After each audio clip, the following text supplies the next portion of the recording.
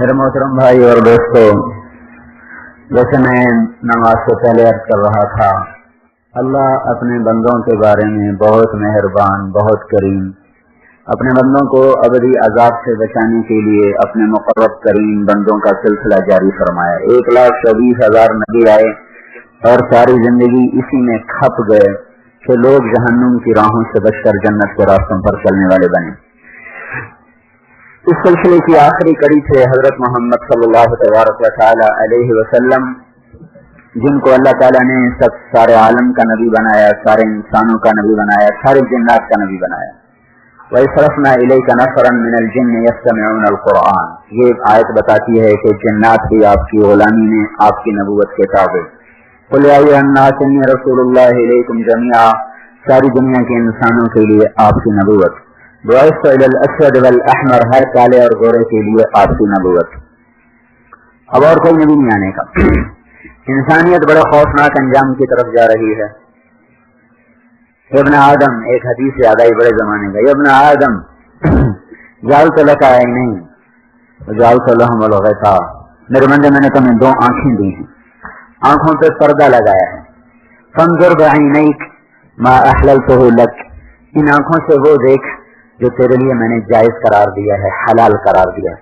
فإن عرض لك ما حرمته عليك فأسبق عليهم الغطاء، جب تیرے سامنے کوئی ایسی شکل آئے جسے دیکھنا میں نے تیرے لیے منع کر دیا ہو، تو یہ پردہ حرکت کرتا ہے تیرے ارادے سے، اس کو بند کر دے اور اپنی آنکھوں کو جھکا لے، اپنی آنکھوں پر پردہ ڈال لے۔ ابن آدم جعلت لك لسانا وجعلت له بابا، میرے بندے میں نے تمہیں زبان دی، زبان پہ دروازہ لگایا، 2 ہونٹ دروازہ۔ فانطق بلسانک ما احللته لك، اپنی زبان سے بول جو میں نے تیرے لیے جائز قرار دیا۔ فإن عرض لك ما حرمته عليك اغلق عليك الباب، تیری زبان پہ گالی آ جائے، غیبت آ جائے، چغلی آ جائے، جھوٹ آ جائے، کتنا ہم غلط بولتے رہتے ہیں، تو جب زبان پہ ایسا کوئی بول آنے لگے تو اغلق علیک الباب، تو اپنا دروازہ بند کر لے، دروازہ بند کر لے، اس پر کوئی غلط بول آئے نہیں۔ یا ابن آدم جعلت لک فرجا وجعلت له ستا، میں نے تیرے اندر شہوت رکھی ہے، اس شہوت کو قابو کرنے کی طاقت بھی رکھی ہے۔ فأخذ بفرجک ما احللته لک، اپنی شہوت کو نکاح میں استعمال کر، زنا میں استعمال نہ کر، نکاح میں استعمال کر، حلال میں استعمال کر۔ فإن عرض لك ما حرمته عليك، اور اگر تیرے سامنے شیطان کوئی حرام کاری کے راہیں لائے تو ارخ علیک الستر، تو اپنی شہوت کو روک لے، اپنی شہوت کو روک لے، یہ حرامتوں کے لیے نہیں تیرے اندر رکھی۔ یہ آخری جملہ سنانا تھا، اس پر ساری آپ کا حدیث سنائی۔ یا ابن آدم لا تطیق عذابی ولا تتحمل سخطی فتعصینی، میرے بندے سوچ سمجھ کے میری نافرمانی کرنا، یاد رکھنا نہ تو میرا عذاب سہ سکے گا نہ تو میرا غصہ سہ سکے گا۔ یہ بتانا تھا یہ جملہ۔ سوچ سمجھ کے میری نافرمانی کرنا، نہ تیرے اندر میرے غصے کو سہنے کی طاقت ہے، نہ میرے عذاب کو سہنے کی تیرے اندر طاقت ہے۔ بھائیو، اس وقت دنیا بے لگام ہو چکی ہے اور خالق کو بھول چکی ہے، مخلوق میں گم ہو چکی ہے، مالک کو بھول چکی ہے، مملوک میں گم ہو چکی، رازق کو بھول چکے ہیں اور مرزوق میں گم ہو چکے ہیں۔ ساری دنیا کا رخ شہوتوں کی طرف، یہ امت اپنا کام بھول چکی ہے۔ وَكَذَلِكُمْ جَعَلْنَاكُمْ أُمَّةً وَسَطًا، ہم نے تمہیں درمیان کی امت بنایا، لِتَكُونُوا شُهَدَاءَ عَلَى النَّاسِ، تم لوگوں پر گواہی دو، تم لوگوں کو بتاؤ، وَيَكُونَ الرَّسُولُ عَلَيْكُمْ شَهِيدًا، رسول تم پہ گواہی دے۔ یہ آیت اس امت کے بارے میں بڑی عظیم آیت ہے، اس امت کے بارے میں۔ ہماری حیثیت، ہماری ایک سفر میں آ رہا تھا تو یہ آیت پر غور کرتے کرتے بہت سی چیزیں سامنے آئیں۔ شہدا امتن وسطا، ہم سب درمیان کے ہیں۔ درمیان کا کیا مطلب ہے؟ آپ نے چکی دیکھی، چکی، اس کے درمیان ایک کیل ہوتا ہے جو اس کو گھماتا۔ اب تو جہازوں سے بھی چکیاں ختم ہو گئی نا، تو گھر گھر چکی ہوتی تھی، تو کیل ہوتا ہے، ایک نیچے کا پارٹ ایک اوپر کا، درمیان میں کیل، اس کے گرد وہ چکی گھومتی ہے۔ وہ کیل ٹیڑھا ہو جائے تو چکی کا کام خراب ہو جاتا ہے، वो कील निकल जाए तो ऊपर का पार्ट नीचे के पार्ट के साथ मिल जाता है और चक्की बिल्कुल बंद हो जाती है। अल्लाह ताला हमें तशबीह दे रहा है चक्की के दरमियानी कील के साथ, उम्मतन वसता, एक जमीन का पार्ट है, एक आसमान का पार्ट है। चक्की के दो पार्ट हैं, एक जमीन एक आसमान। इसके दरमियान में हो ए उम्मत मोहम्मद तुम खड़े हुए।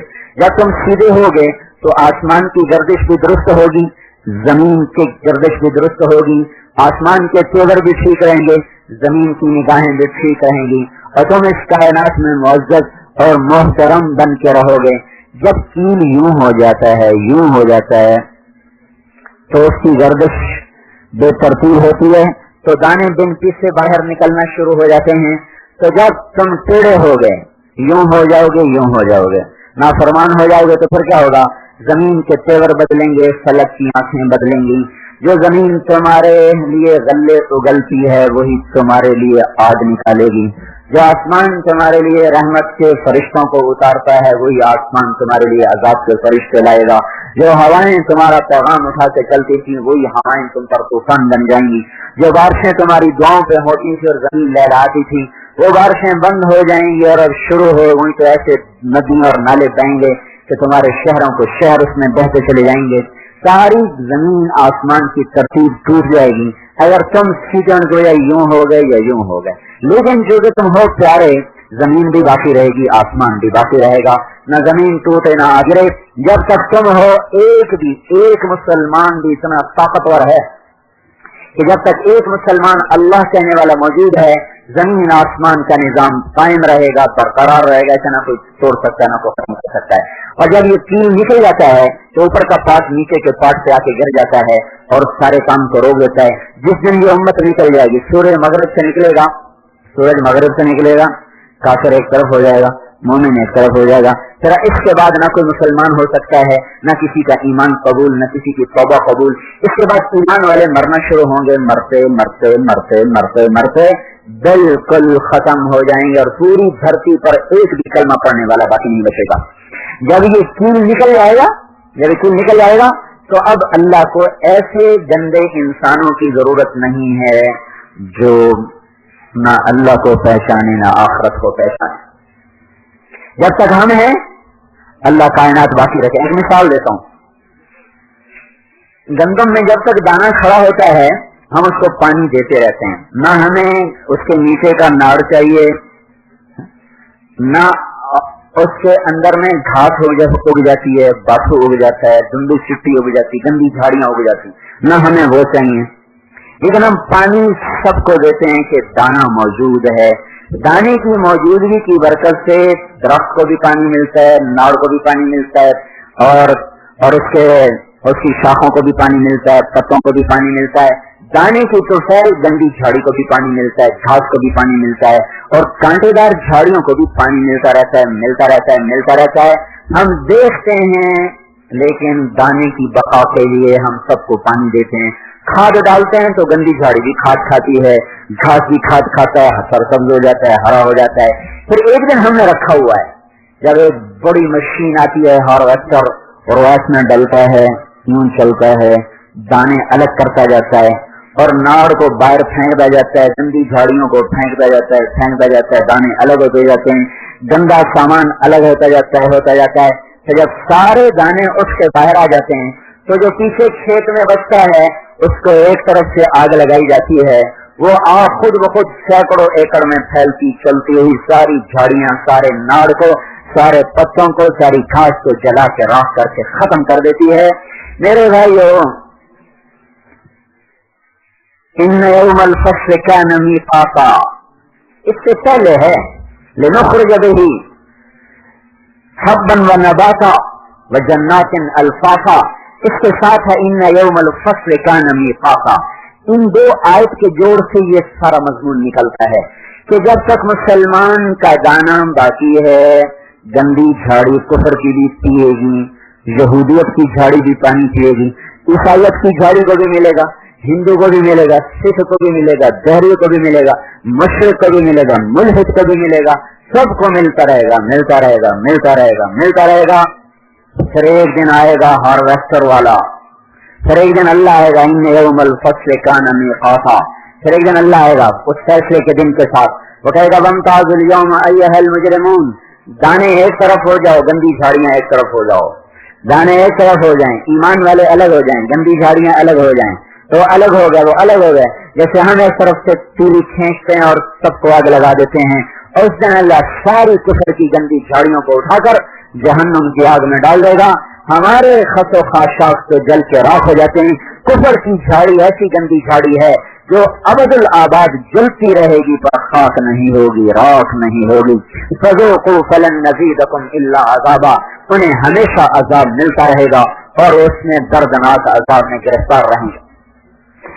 ایمان والے جب تک ہیں تو سب کو ملے گا، جب ایمان والے چلے جائیں گے تو اللہ کا ایک حکم آئے گا، زمین ٹوٹی، آسمان ٹوٹا، زور و زبر ہوا، سورج بے نور ہوا، چاند کے ٹکڑے ہوئے، زمین بکھر گئی، ستارے ٹوٹ گئے، ہوائیں ختم ہو گئی، سمندروں میں آگ لگی، جانور مر گئے، جانور کو آپ اندازہ لگا، یعنی زمین آسمان تو زمین آسمان ہے، اور جبریل بھی مر جائے گا، لگے گا چلو جبریل بھی مر جائے، میکائیل بھی مر جائے، مسلمان گئے تو یہ بھی جائیں، سب ختم، سب کو مٹا دے گا۔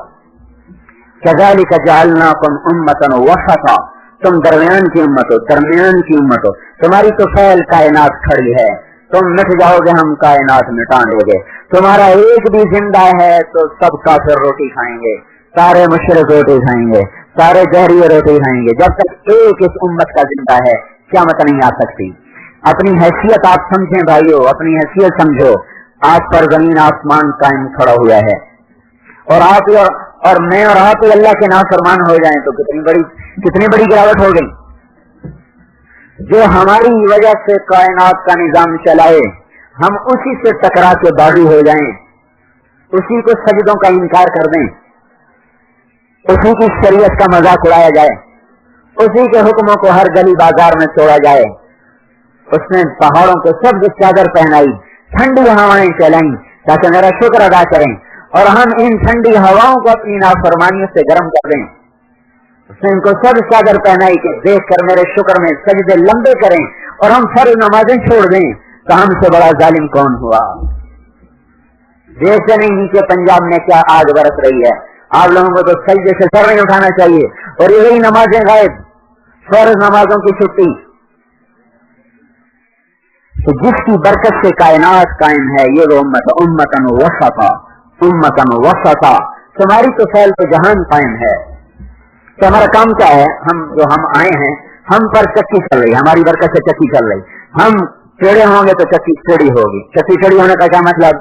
سر نفرتیں آئیں گی، عداوتیں آئیں گی، کافر مسلط ہو جائیں گے، مشرک مسلط ہو جائیں گے، دشمن کا خوف طاری ہو جائے گا، روٹی کے چکر میں گرفتار ہو جائیں گے، عزت کے معیار ختم ہو جائیں گے، ذلت بھول جائیں گے، ساری عقل ان کی مسخ ہو جائے گی۔ جب یہ ٹیڑے ہو جائیں گے، ٹیڑے ہو جائیں گے تو سارا نظام اللہ تعالیٰ ان کے خلاف کر دے گا اور باطل کو قوت دے کر ان کو سر کے اوپر بٹھا دے گا۔ جب سمرقند پہلا شہر جو چنگیز خان نے فتح کیا مسلمانوں کا، سمرقند تھا، سمرقند، تو مسجد کے ممبر پر کھڑا ہوا تھا لمبی سموری ٹوپی پہنے ہوئے، کہنے لگا جس اللہ کا تم مانتے ہو میں اسی اللہ کا بھیجا ہوا عذاب ہوں، میں اسی اللہ کا بھیجا ہوا عذاب ہوں۔ تو جب نافرمانی آتی ہے یعنی ہم چڑ ہو جاتے ہیں تو پھر اللہ تعالیٰ ہم پر اوروں کو لاتا ہے، اور پھر جب ہم توبہ کرتے ہیں اور سیدھے ہو جاتے ہیں پھر اللہ نظام کو سیدھا چلا دیتا ہے، پھر ان کو پست کر دیتا ہے، پھر اپنوں کو اونچا کر دیتا ہے۔ جب میری امت حکومت کا مال ہڑپ کریں گے، حکومت کے مال کو ناجائز طریقوں سے کھا جائیں گے، ایک مطلب۔ دوسرا مطلب جب میری امت کا پیسہ چند ہاتھوں میں آ جائے گا اور اکثریت فقیر ہو جائے گی، عزت خزل فی والا، یہ دونوں مطلب اس وقت موجود ہیں، پیسہ چند ہاتھوں میں ہے اور حکومت کے کارندے اکثر بدجانت ہیں اور وہ حکومت کا پیسہ اپنی جیب میں ڈال رہے ہیں، حکومت فقیر ہو رہی ہے۔ والامانۃ مغنما، لوگ امانت کھا جائیں گے، والزکوٰۃ مغرما، زکات کا انکار ہو جائے گا، وتعلم لغیر الدین، علم دین حاصل کریں گے دنیا کمانے کے لیے، واطاع الرجل زوجتہ، لوگ بیویوں کے فرما بردار ہو جائیں گے، واقع امہ، ماؤں کے نافرمان ہو جائیں گے، وادنا صدیقہ، دوست کو قریب کریں گے، واقصى اباہ، باپ سے بدسلوکی کریں گے، وصاد القبیلۃ فاسقہم، قبیلے کا سردار نافرمان شخص ہوگا. وکان رئیس القوم ارذلهم, حکومت نااہل اور ذلیل انسانوں کے ہاتھ میں ہوگی. ویکرم الرجل مخافۃ شرہ, ایک دوسرے کو ملیں گے مطلب کے لیے محبت کے لیے نہیں. وظہرت القینات والمعازف, گانے والیوں کا احترام شروع ہو جائے گا, فاحشہ عورتوں کا احترام شروع ہو جائے گا اور وہ معزز ہو جائیں گی, اور گانے کے آلات گھر گھر میں موجود ہو جائیں گے. ورتفت الاصوات فی المساجد, مسجدوں میں لڑائیاں شروع ہو جائیں گی, جھگڑے شروع ہو جائیں گے. اور شربت الخمور, اور شراب پی جائے گی. ولبس الحریر, اور لوگ ریشم پہنیں گے. اور جب یہ میری امت کرے گی, جب یہ کام میری امت کرے گی تو پھر کیا ہوگا؟ ان پر سرخ آندھیاں آئیں گی, ریحن حمراء, وزلزلۃ, زلزلے آئیں گے, ومسخن, یہ مسخ ہوں گے, وقذفن, ان پر پتھروں کی بارش ہوگی, وآیات متتابعات, ان پر اوپر نیچے عذاب آئیں گے. جب تک یہ توبہ نہیں کریں گے اللہ کا نظام نہیں بدلے گا. تو ہم امت وسط ہیں, امت وسط. جب ہم ٹیڑے ہوں گے تو سارا نظام ٹیڑھا ہو جائے گا, اور جب ہم سیدھے ہوں گے تو سارا نظام سیدھا چلے. ہمارا سیدھا ہونا کیا ہے کہ ہم اللہ کی گواہ ہیں. اللہ ہے, کائنات کا مالک ہے, بحر و بر کا خالق ہے, بحر و بر پر قابض ہے. یہ گواہی ہم نے ساری دنیا کو, شہداء علی الناس. یوں لگتا ہے جیسے اللہ نے پوری دنیا کو کمرہ عدالت بنا دیا ہے. ایک طرف اللہ کے وکیل کھڑے ہیں, ایک طرف شیطان کے وکیل کھڑے ہیں. اللہ کے وکیل انبیاء ہیں, شیطان کے وکیل انسان بھی ہیں اور جنات بھی ہیں. ان دونوں کے دلائل بڑے گرما گرم چل رہے ہیں. شیطان کے وکیل دلائل دے رہے ہیں کہ صحیحہ کلمات توعدون, موت کے بعد کچھ نہیں, سب جھوٹ ہے, سب جھوٹ ہے, سب جھوٹ ہے. اور رحمان کے وکیل دلائل دے رہے ہیں ان وعد اللہ حق, اللہ کا وعدہ سچا ہے, سچا ہے, تمہیں زندہ کرے گا, تمہیں زندہ کرے گا. شیطان کے وکیل کہہ رہے ہیں انا لمردودون فی الحافرہ اذا کنا عظاما نخرہ. بھلا قبروں میں جا کر کوئی واپس آیا؟ قبر سے نکل کر کوئی واپس آیا؟ ہڈیاں پرانی ہو کر بکھر گئی, کوئی زندہ ہو کے آیا؟ رحمان اشارہ قرآن سے بتا رہا ہوں, دونوں دلائل اللہ قرآن میں بتا رہا ہے تاکہ ہم آنکھوں سے نہیں دل کی آنکھوں سے بھی پہچان سکیں کہ کیا ہو رہا ہے. اور رحمان کے وکیل دلائل دے رہے ہیں, رحمان کے وکیل دلائل دے رہے ہیں منہا خلقناکم وفیہا نعیدکم ومنہا نخرجکم تارۃ اخری.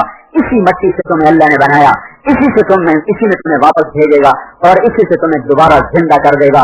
جیسے اللہ تعالیٰ مردہ زمین کو زندہ کرتا ہے ایسے ہی ایک دن تمہیں بھی زندہ کر کے دکھا دے گا. جیسے منتشر ذرات کو جوڑ کر اللہ تعالیٰ زمین کو سرسبز کر دیتا ہے, تمہیں بھی ایسے اللہ تعالیٰ منتشر ذرات کو جوڑ کر اکثر نو انسان بنا دے گا. اور شیطان نے کہا ان ہی الا حیاتنا الدنیا نموت ونحیا, یہی ہے دنیا کی زندگی, مزے کر لو, موج کر لو, میلہ کر لو. اور رحمان کے وکیلوں نے کہا وما الحیات الدنیا الا متاع الغرور, یہ دھوکہ ہے, یہ دھوکہ ہے, یہ فریب ہے, یہ مچھر کا پر ہے, یہ مکڑی کا جالا ہے, یہ کچھ نہیں ہے, کچھ نہیں ہے, اس کے چکر میں نہ آؤ. یہ ایک بڑا طاقتور سلسلہ دلائل کا چلا. رحمان کے وکیلوں کی دلیل ہے کہ اللہ ہے اور وحدہ لا شریک ہے. یہ گواہی ہم نے دینی ہے ساری دنیا کے انسانوں میں آ کر. شیطان کے وکیل کہہ رہے ہیں ہی کوئی, کہاں ہے, کہاں ہے تو دکھاؤ, کہاں ہے تو دکھاؤ, کہاں ہے تمہارا رب؟ کوئی نہیں, کوئی نہیں. ما یہلکنا الا الدہر, ہمیں تو نیچر مارتی ہے, ہمیں تو فطرت مارتی ہے, جس کو مدر نیچر کہتے ہیں. مدر نیچر, ہم تو فطرت سے پیدا ہوتے ہیں, فطرت سے مر جاتے ہیں. اللہ ہے ہی کوئی نہیں, اللہ ہے ہی کوئی نہیں. تو ہم اس کی گواہی دینے ہیں کہ اللہ ہے. پہلے اپنے نبی کی گواہی سنو کہ ہمارے نبی نے کیسے گواہی دی. ہمارے نبی انبیاء دلیل دے رہے ہیں, انبیاء دلائل دے رہے ہیں, ہم بھی ان کے ساتھ شریک ہیں. تو اپنے نبی کی سنو. اللہم فاطر السماوات والارض, اے زمین آسمان کے بنانے والے, عالم الغیب والشہادہ, غیب اور حاضر کو جاننے والے, ذل جلال والاکرام, اے بڑائی بزرگی اور عزت والے. اللہم فاطر السماوات والارض, عالم الغیب والشہادہ, ذل جلال والاکرام. کتنے باعزت ناموں سے پکارا. فإنی آحد الیک فی هذه الحیاۃ الدنیا, میں اس دنیا کی زندگی میں تیرے ساتھ عہد کرتا ہوں. واشہدک, اور میں تجھے اپنا گواہ بناتا ہوں. وکفی بک شہیدا, اور تجھ سے بڑا کوئی گواہ ہے کوئی نہیں. انی اشہد ان لا الہ الا انت, میں گواہی دیتا ہوں تو ایک ہے, تیرے سوا کوئی نہیں. وحدک, تو اکیلا. لا شریک لک, تیرا کوئی شریک نہیں. لک الملک, بادشاہی تیری. ولک الحمد, سب تعریف تیری. لک الملک ولک الحمد وانت علی کل شیء قدیر, اور تو ہر چیز پر قادر مطلق. واشہد ان محمدا عبدک ورسولک, اور اپنی گواہی خود دے رہے, اور میں گواہی دیتا ہوں کہ میں محمد تیرا بندہ ہوں, تیرا رسول ہوں. वाशहदु, और मैं गवाही देता हूँ, अन्ना वादका हक़्क़ व लिक़ाअका हक़्क़ वल जन्नत हक़्क़ वस्साअतु आतियतुन ला रैब फ़ीहा व अन्नका तबअसु मन फ़िल क़ुबूर। मैं गवाही देता हूँ कि अल्लाह तेरी मुलाकात सच है, तुझसे मुलाकात होने वाली है, तेरा वादा सच्चा है कि तू जिंदा करेगा, जन्नत भी हक है, क़यामत भी हक है, और तू मुर्दों को जिंदा करेगा। एक तबका जन्नत में जाएगा, एक तबका जहन्नम में जाएगा। ये अपने नबी की देखो कैसे खूबसूरत गवाही है। यही गवाही देना हमारे जिम्मे है, ये सारे आलम के इंसानों को बताना कि अल्लाह एक वाहदहू ला शरीक है, जिसके हाथ में सब कुछ है, सब उसके इरादे से बना, उसके इरादे से बाकी है, उसके इरादे से जिंदगी है, उसके इरादे से मौत है, उसके इरादे से मरी के पहाड़ों ने सब्ज चादर पहनी, कोयटा के पहाड़ों ने स्याह चादर पहनी, सकरदू के पहाड़ों ने सफेद चादर पहनी, उसी के इरादे से समंदरों का पानी कड़वा हुआ, मरी के चश्मों का पानी मीठा हुआ, उसी के इरादे से दरियाओं का रुख शमाल को चला, उसी के इरादे से लकड़ी में से फल निकला, फल का रंग उसने अपनी कुदरत से चढ़ाया, मिठास अल्लाह ने अपनी कुदरत से भरी, जायके अल्लाह ने अपने कुदरत से भरे। एक वक्त में वो अल्लाह, एक वक्त में मैं बयान कर रहा हूँ, अब इसमें लिख तो नहीं सकता, मैं बयान कर रहा हूँ तो अब नमाज तो नहीं पढ़ सकता, मैं बयान कर रहा हूँ तो अब रोटी तो नहीं खा सकता। एक वक्त में एक ही काम इंसान करेगा। मेरा और आपका अल्लाह वो है जो एक पल में नबातात का जहान भी चलाता है, हैवानात का जहान भी चलाता है, इंसानों का जहान भी चलाता है, पानियों का जहान भी चलाता है, मीठों का मीठे पानी को भी चलाता है, कड़वे को भी चलाता है, आसमानों को भी चलाता है, नूरानियों को भी देखता है, नूरियों को भी देखता है, नारियों को भी देखता है। एक वक्त में फूलों में रंग भर रहा, कहीं फूल मुकम्मल हो चुके तो उन्होंने खुशबू कर रहा, कहीं बूर आ चुका, कहीं फल बन रहा, कहीं डोडी लग रही, कहीं जायके भर रहा, कहीं खुशबुएं भर रहा, किसी को मीठा बना रहा, किसी को कड़वा बना रहा, किसी को सफेद रंग दिया, किसी को सब्ज रंग दिया, किसी को सुर्ख रंग दिया, किसी में जहर भरा, किसी में शहद भरा, किसी में मिठास भरी, किसी में कड़वाहट भरी, किसी अंडे से मोर निकाला, किसी अंडे से मुर्गा निकाला, किसी अंडे से मगरमच्छ निकाला, किसी अंडे से सांप निकाला, किसी अंडे से तीतर निकाला, किसी अंडे से कबूतर निकाला, किसी अंडे से बतख निकाला। इतने सारे निजाम को चलाते हुए कभी खता न खाई कि कौवे के अंडे से तीतर निकल आए, तीतर के अंडे से सांप निकल आए, सांप के अंडे से मगरमच्छ निकल आए, कछुए के अंडे से मछली निकल आए। लाखों करोड़ों अरबों मछलियों ने अंडे दिए, मच्छरों ने अंडे दिए, मक्खियों ने अंडे दिए, शहद की मक्खी ने अंडे दिए, परिंदों ने अंडे दिए, कोई घोंसले में, कोई पानी में, कोई जमीन के अंदर, कोई जौहर में, कोई गंदे पानी में, कोई मीठे पानी में, कोई ऊपर, कोई नीचे, किसी ने टोकरे के नीचे, किसी ने पत्तों के नीचे, किसी ने दरख्त के नीचे। सारी कायनात के अंडों पर नजर रखते हुए मच्छर में से मच्छर निकाल रहा, मोर में से मोर निकाल रहा, उसके रंग भी भर रहा, उसके रंग भी बदल रहा, उसकी टांगों को उसके हिसाब से बना रहा, मुर्गादी के अंदर पर्दे लगा रहा था कि तैरना इसको आ सके, और उकाब के पंजे बना रहा था कि छपटा मार सके, चोंच को टेढ़ा कर रहा था कि गोश्त को खा सके। इस सारे निजाम को चलाते हुए इंसान की शक्ल बना रहा, माँ के पेट में नुस्खा ठहरा रहा, उस पर उसको आलका बना रहा, उससे मुजरा बना रहा, उसमें हड्डियां भर रहा, कहीं नाक लगा रहा, कहीं कान लगा रहा, कहीं रूह डाली जा चुकी, कहीं बच्चा हरकत में आ चुका, कहीं बाहर आने को तैयार, कहीं बच्चा बन रहा, कहीं बच्ची बन रही, कहीं नाकिस बन रहा, कहीं मुकम्मल बन रहा, कहीं पहले गिर रहा, कोई पूरा होके आ रहा। उसी वक्त में माँ की गोद में बच्चा आ चुका है, उसे दूध पिलाने का निजाम चला चुका, और किसी के दांत निकल चुके उसे रोटी खिलाने का निजाम चला चुका। कोई मरने को जा रहा है तो उसके लिए कब्र का निजाम, उसके लिए कफन का निजाम, बीमारों का निजाम अलग, सेहतमंद का अलग, हवाओं में उड़ने वालों का अलग, जमीन पर चलने वालों का अलग, 2 पाए का निजाम अलग, 4 पाँव वालों का अलग, रेंगने वालों का अलग, तैरने वालों का अलग, छुपने वालों का अलग, रात को निकलने वालों का निजाम अलग, दिन में निकलने वालों का निजाम अलग, अंधेरे में दिखा रहा, उजाले में दिखा रहा। सारी कायनात के बहरो दर पर एक एक जर्रे पर पूरी निगाह रखने के बाद न थकता है, न सोता है, न गाफिल है, न जाहिल है, न फैसले गलत करता है। भाइयों, अल्लाह से असर लो, अल्लाह के वास्ते अल्लाह से असर लो। किन लोगों से असर लेके? अपने जैसों से असर लेके। नाज़िम साहब, MTA साहब, चौधरी साहब, और ये आप जैसे इंसान हैं, ना अपनी मर्जी से ये जिंदा हैं, ना अपनी मर्जी से ये मर सकते हैं। अल्लाह इनका पेशाब रोक दे, ये चला नहीं सकते, अल्लाह चला दे, ये रोक नहीं सकते, अल्लाह ने लिटा दे, ये उठ नहीं सकते, उठा दे, ये बैठ नहीं सकते, मार दे, ये जी नहीं सकते, अल्लाह इनको जलील करे, इनको इज्जत नहीं दे सकता। अपने जैसों से असर लेकर हमने जिंदगी गुजारी, इस पर तौबा करो। एक अल्लाह की जात से असर लेना सीखो। جس کے قبضہ قدرت میں زمین بھی ہے، آسمان بھی ہے، فضا بھی ہے، ہوا بھی ہے، کائنات بھی ہے، آگ بھی ہے، برق بھی ہے، بھاپ بھی ہے، ستارے بھی ہیں، سورج بھی ہے، چاند بھی ہے، ہواؤں کے ذرات بھی ہیں، ایک ایک چیز جس کے قبضہ قدرت میں ہے، اس اللہ کا اثر دل میں اتارنا یہ اس امت کی ذمہ داری ہے۔ ہم امتن وسطا، شہداء گواہ، بتانے والے، کیونکہ آپ کو پتا ہے آخری فیصلہ تو پھر گواہوں پر ہوتا ہے۔ گواہ، وکیلوں نے دلائل دی، مدعی کے وکیل کی دلیل آئی، مدعا کے وکیل کی دلیل آئی، پھر گواہ لگے، جس کے گواہ لگ گئے اس کے حق میں فیصلہ ہو گیا۔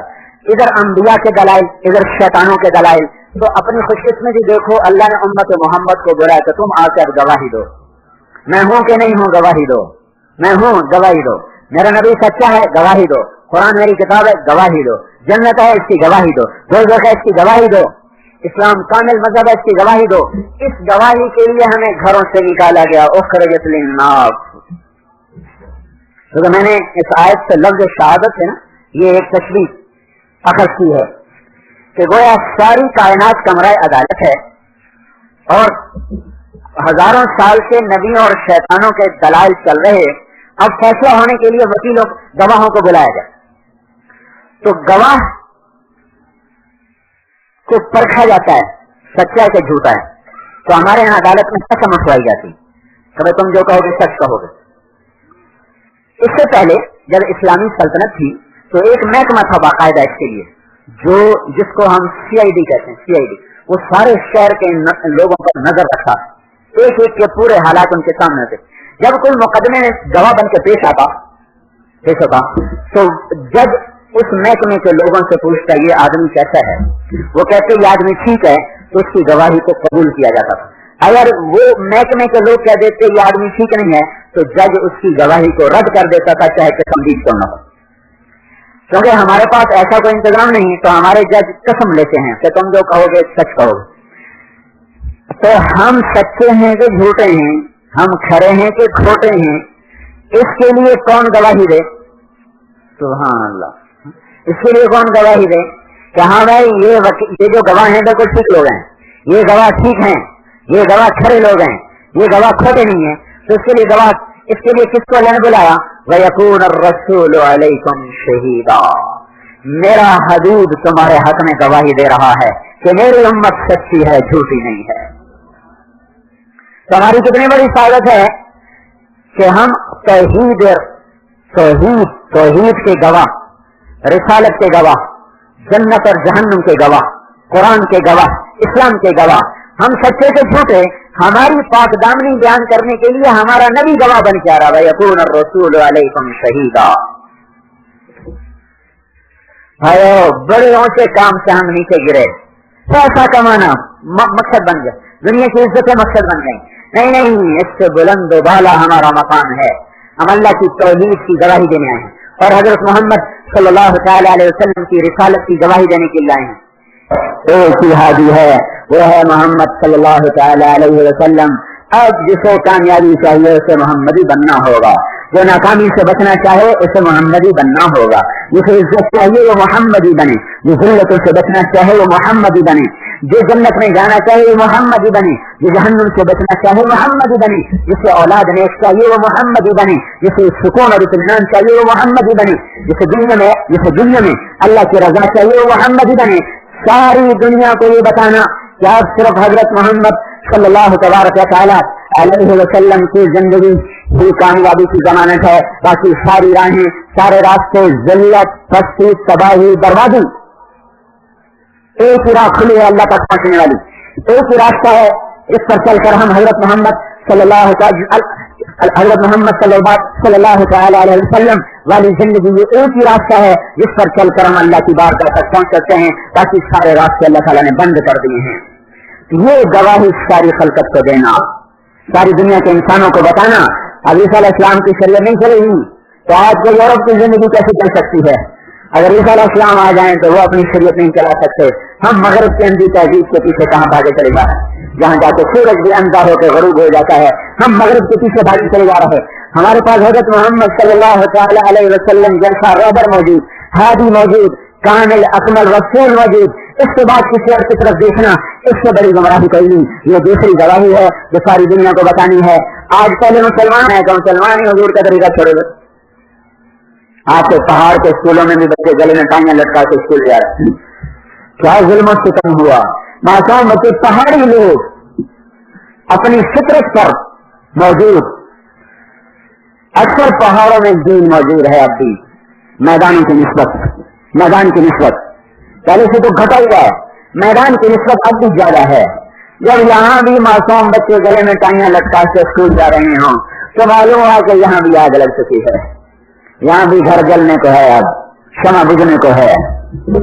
جو قوم اپنے بچوں کو حضور کا لباس نہیں پہنا سکتی وہ قوم دھرتی بہن کی حقدار کیسے؟ یعنی بالکل ہم چھوڑ گئے. مجھے سمجھ بھی نہیں آتا کہ میں کہاں سے الفاظ لاؤں جو آپ اپنے بھائیوں کے سینے میں اتار دوں. کہاں سے کوئی آلہ لاؤں جو دل چیر کر ان کے اندر میں حضور کی عظمت کو دکھا دے. کس بے دردی سے سنتوں کو ذبح کرتے ہیں, کس بے دردی سے حضور کی شریعت کا مذاق اڑایا جاتا ہے. جو آپ کے لیے دنیا سے روتا روتا چلا گیا اس کی شریعت کا بھی مذاق, اس کے طریقوں کا بھی مذاق. جو آج بھی بیری دھار سے خنجر لے کر آپ کی جان پر بھی وار کر رہے, آپ کے مال پر بھی وار کر رہے, وہی معزز اور محترم ہو گئے, وہی بڑے بن گئے, انہیں کے طریقے باعزت بن گئے. جس کی نبوت ایک قصہ تو مشہور ہے نا. آپ درخت نے گواہی دی, آپ نے درخت کو بلایا, اس نے گواہی دی کہ آپ اللہ کا رسول. ایک قصہ عام طور پہ سامنے نہیں آپ کو بتاتا.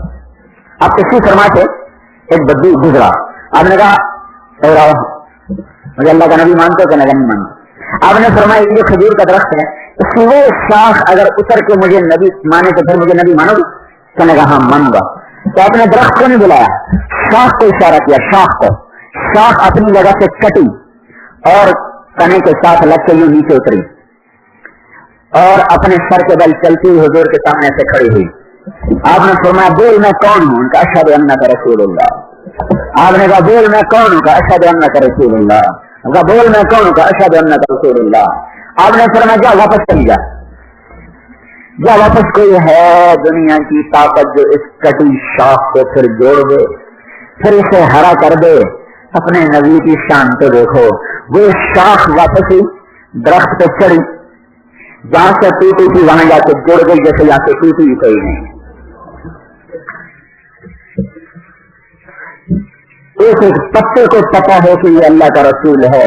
ہم اسی کی زندگی کو چھوڑ کے کنویں کے ڈھیر پر پھینک دیں تو ہمیں نجات کہاں سے ملے گی, عزت کہاں سے ملے گی؟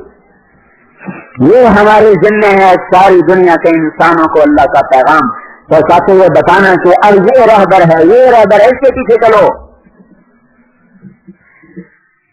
خندق کے موقع پر ایک بچی جا رہی, ہاتھ میں کھجور, ایک مٹھ کھجور. آپ نے کہا بیٹی کیا ہے؟ کہا جی اپنے ماموں کو ابا کو کھجوریں دینے جا رہے ہیں. آپ نے کہا میرے پاس لے آ. آپ نے اپنی چادر بچھائی اور کھجوریں لے کر اوپر ڈال دی. ایک مٹھ میں 50 کھجوریں ہوں گی, 20 ہوں گی, 30 ہوں گی. آ جاؤ بھائی بسم اللہ کرو, آ جاؤ بھائی بسم اللہ کرو. 10-12 آدمی چادر کے گرد بیٹھ گئے. جو ہاتھ بڑھاتے کھجور اٹھانے کے لیے تو کھجوریں ایک دم دگنی ہو جاتی, پھر کھاتے دگنی ہو جاتے, پھر کھاتے دگنی ہو جاتی. وہ ایک مٹھ کھجوروں کو 1000 آدمی پیٹ بھر کے کھا کے اٹھ گیا.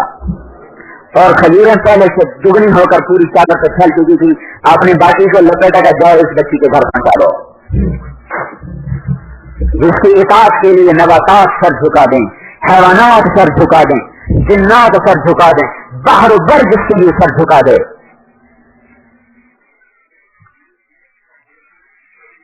جب یہ خبر فتح ہوا تو ایک جگہ مال غنیمت میں آیا, وہ آگے بڑھ گیا, یا رسول اللہ آپ آخری نبی ہیں, میں اپنی نسل کا آخری گدھا ہوں, میرے باپ دادا پر نبیوں نے سواری کی ہے, آپ مجھے اپنے حصے میں رکھ لیں, آپ مجھے اپنے میں رکھ لیں. تو آپ نے اس کو اپنے لیے قبول فرمایا. اس کا نام تھا یعفور. یعفور. تو آپ گاہے گاہے اس پر سواری فرمایا کرتے. کبھی کسی کو بلانا ہوتا تو اسے فرماتے جا فلاں کو بلا کے لے آ. کوئی آدمی نہیں ہوتا تو اس کو بھیج دیتے, وہ جا کے سیدھا اس صحابی کے دروازے میں ٹکر مارتا, وہ وہاں نکل کے دیکھتا تو یعفور کھڑا ہوتا, تو سمجھ میں آ جاتا کہ رسول اللہ نے بلایا ہے. جس دن آپ کا انتقال ہوا اس دن یعفور کی بھی ہائے ہائے تھی. کیسے ظالم ہو گیا, جس کی جدائی نے ایسے بیوقوف جانوروں کو رلا دیا، جس کو بیوقوف کا نام جو گدا کہتے ہیں. اس دن یافور بے قرار ہو کے گلیوں میں پھر رہا تھا اور رو رہا تھا. آخر اس سے نہ رہا گیا اور جا کے کنویں میں چھلانگ لگا دی اور جان کی بازی ہار گیا. آپ کی اونٹنی عذبا جس پر آپ اکثر سواری فرمایا کرتے تھے، جس دن آپ کا انتقال ہوا تو اس کی آنکھوں سے آنسو جاری اور اس نے کھانا چھوڑ دیا، پینا چھوڑ دیا، روٹی پیاسی نے تڑپ تڑپ کے جان دے دی. آپ کے بعد نہ ایک گھونٹ پانی پیا نہ ایک چمٹا گھاس کھایا. اس ذات نے جانوروں کو غمگین کر جو اپنا عشق جانوروں میں چھوڑ گیا، اسی کا کلمہ پڑھنے والے مری والے کیا کر رہے ہیں اور مری میں آ کر باقی مسلمان کیا کر رہے ہیں. اس کی عظمت اور حیبت کے سامنے جانور بھی سر جھکا. بے جان کھجور کے تنے پر آپ ٹیک لگا کے خطبہ دیتے تھے. جہاں وہ تنا تھا مجمع زیادہ ہو گیا، ممبر کی ضرورت پڑی. یہاں ممبر بنا یہ تنا کھجور، ادھر ہمارے نبی کا گھر، ادھر گھر آپ آتے ٹیک لگا کے خطبہ دیتے. آج جمعے کا دن ہے، آپ تشریف لائے، اس تنے کو پار کیا اور پہلا قدم رکھا ممبر کی سیڑھی پر، تو یہ بے جان کھجور کا تنا یہ چیخ پڑا حنین العشاق، ایسے رویا جیسے حاملہ اونٹنی روتی ہے. خشک تنے کو بھی اپنے محبوب کی جدائی برداشت نہ ہوئی. ہم تو دھڑکتے دل والے مسلمان، اسی کا کلمہ پڑھنے والے، اسی کی تو ساری زندہ. ہمیں 2 مہینوں میں مری میں جو کچھ آ کر مسلمان کرتے ہیں، یہ پہاڑ کب کے ہیں اپنے اندر لے چکے ہوتے ہیں. زمین کب کی پھٹ چکی ہوتی، آسمان ٹوٹ پڑتا. اس مدینے والی کی دعائیں ہیں جو رو رو رو رو 23 برس رو رو کے اللہ کو منایا کہ ان پر ایسا عذاب نہیں لاؤں گا کہ انہیں دھرتی سے مٹا دوں. اگر آپ کی یہ دعائیں نہ ہوتی تو قصہ تمام ہو چکا تھا آج سے کئی سال پہلے. بے جان تنا تڑپ اٹھا، اسے آپ کی جدائی برداشت نہ ہوئی. آپ واپس لوٹے، اس تنے کو ایسے گلے سے لگائے، پھر اس کو ایسے منہ قریب کر کے اس سے باتیں شروع کر دیں آہستہ آہستہ. پھر ارشاد فرمایا کہ میں نے پتا کیا بات، میں نے اس سے سودا کیا ہے، میں نے اس سے کہا ہے مجمع زیادہ ہو گیا، مجھے اوپر ممبر پہ جانے کی ضرورت ہے، میں تیری جدائی کے بدلے میں تجھ سے وعدہ کرتا ہوں تجھے جنت کا درخت بنا دوں گا، جنتی تیرے مزے کھائیں گے. تو اس پر وہ چپ ہوا اور چپ ہونے کے بعد اس کی ہچکیاں باقی رہیں جیسے بچہ زیادہ روئے تو چپ ہونے کے بعد یہ آواز خطبے کے دوران چل رہی تھی. وہ اپنے رونے کو قابو کر رہا تھا. آپ نے فرمایا والذی نفسی بیدہ لو لم احتضنہ لم یزل باقیا لفراق رسول اللہ الی یوم القیامہ، اس ذات کی قسم جس کے قبضے میں میری جان ہے، اگر میں اسے سینے سے نہ لگاتا تو قیامت تک میری جدائی سے تڑپتا رہتا روتا رہتا. میرے بھائیو، اپنے محبوب صلی اللہ علیہ وسلم کی عظمت دلوں میں بٹھانا یہ ہمارا کام ہے. شہداء علی الناس، ہم اس کے لیے آئے ہیں. ہم تو خود آپ کی عظمت کو بھلا بیٹھے، خود آپ کے طریقوں سے بغاوت کر دی. موٹر روڈ پر چڑھنے سے پہلے لاہور میں ایک پیٹرول پمپ ہے، وہاں پر ہوا چیک کرنے کا وہ لگی جو مشین، ہر موٹر وہاں سے جو ہوا چیک کرواتی، کم زیادہ تو نہیں، کم زیادہ تو نہیں. اگر کم زیادہ ہوگی تو الٹ جانے کا خطرہ ہے. ایک میں 36 ہو، ایک میں 25 ہو، ایک میں 28 ہو، ایک میں 27 ہو، 1 پاؤنڈ 2 پاؤنڈ آدھا پاؤنڈ کی کمی بیشی میں خطرہ ہے کہ گاڑی الٹ جائے گی. حضور صلی اللہ علیہ وسلم کی پوری زندگی کو چھوڑنے کے بعد کوئی خطرہ نہیں کہ جہنم میں جا گریں گے. سارے طریقوں سے بغاوت ہو گئی. اور اس کی وفا دیکھو، ہم جن کے پیچھے چل رہے ہیں ان کا ظلم و ستم دیکھو، ان کی ظلم و ستم بھری داستان دیکھو. کون سا دھرتی کا چپٹا ہے جہاں اس امت کی بے گور و کفن لاشیں نہ پڑی ہوں؟ کون سا ظلم کا ایسا وار ہے جو باطل نے ہم پہ نہ کیا ہو؟ ان کی ٹائیاں پہنا کر بچوں کو اسکول بھیجنا. اور کون سا ایسا مقام ہے جس پر ہمارا نبی نہ رویا ہو؟ اور نہ تڑپا ہو. اور کون سا دنیا کا ایسا فقیر ہے جو پیٹ پہ 2 پتھر باندھ کے دل گزارتا ہو؟ دیکھو تو صحیح جس کے سامنے ساری دنیا باندھی بن کے آ گئی کہ یا رسول اللہ اجازت ہو تو میں سونا چاندی ان کے پہنچ جاؤں. یہ سارا اختیار ملنے کے بعد بھی پیٹ پہ پتھر باندھ کے زندگی گزار. ایک وقت کھائی ایک وقت نہیں کھائی. 3 دن کا فاقہ عام بات ہے. 2 مہینے گھر میں چولہا نہیں جلا. جس کے لیے جنت دنیا میں اترنے کو تیار ہو, سونے چاندی کے گھر دنیا میں بننے کو تیار ہوں, اپنی امت کے غریبوں کی ہمدردی میں ساری رات روٹے کاٹ لی, ایک چادر میں کاٹ دی. حضرت عمر رضی اللہ تعالیٰ کے زمانے میں فراوانی ہو گئی. صحابہ نے کہا اب تو عمر کو طریقہ بدلنا چاہیے, اتنی تنگی ٹھیک نہیں. تو لوگوں نے کہا ان کو سمجھائے کون؟ ان کا بھیجو حضرت عائشہ اور حضرت حفصہ کو, حضور کی بیویاں, ان کا احترام ضرور کریں. تو یہ دونوں مائیں آئیں حضرت عمر کی خدمت میں. امیر المومنین حضرت عائشہ نے بات چھوڑی, ایک بار حضرت حفصہ نے چھوڑی, بلا دونوں نے بات کی کہ حضور کا زمانہ تنگ دستی کا تھا, حضور صدیق کا زمانہ بھی تنگ دستی کا تھا. اب تو اللہ نے فراوانی دے دی, ملک فتح ہو گئے, زمانہ قدموں میں آ گیا. اب تو آپ کچھ اچھے کپڑے پہنیں, کچھ نرم روٹی کھائیں, کچھ خدمت کے لیے نوکر رکھ لیں.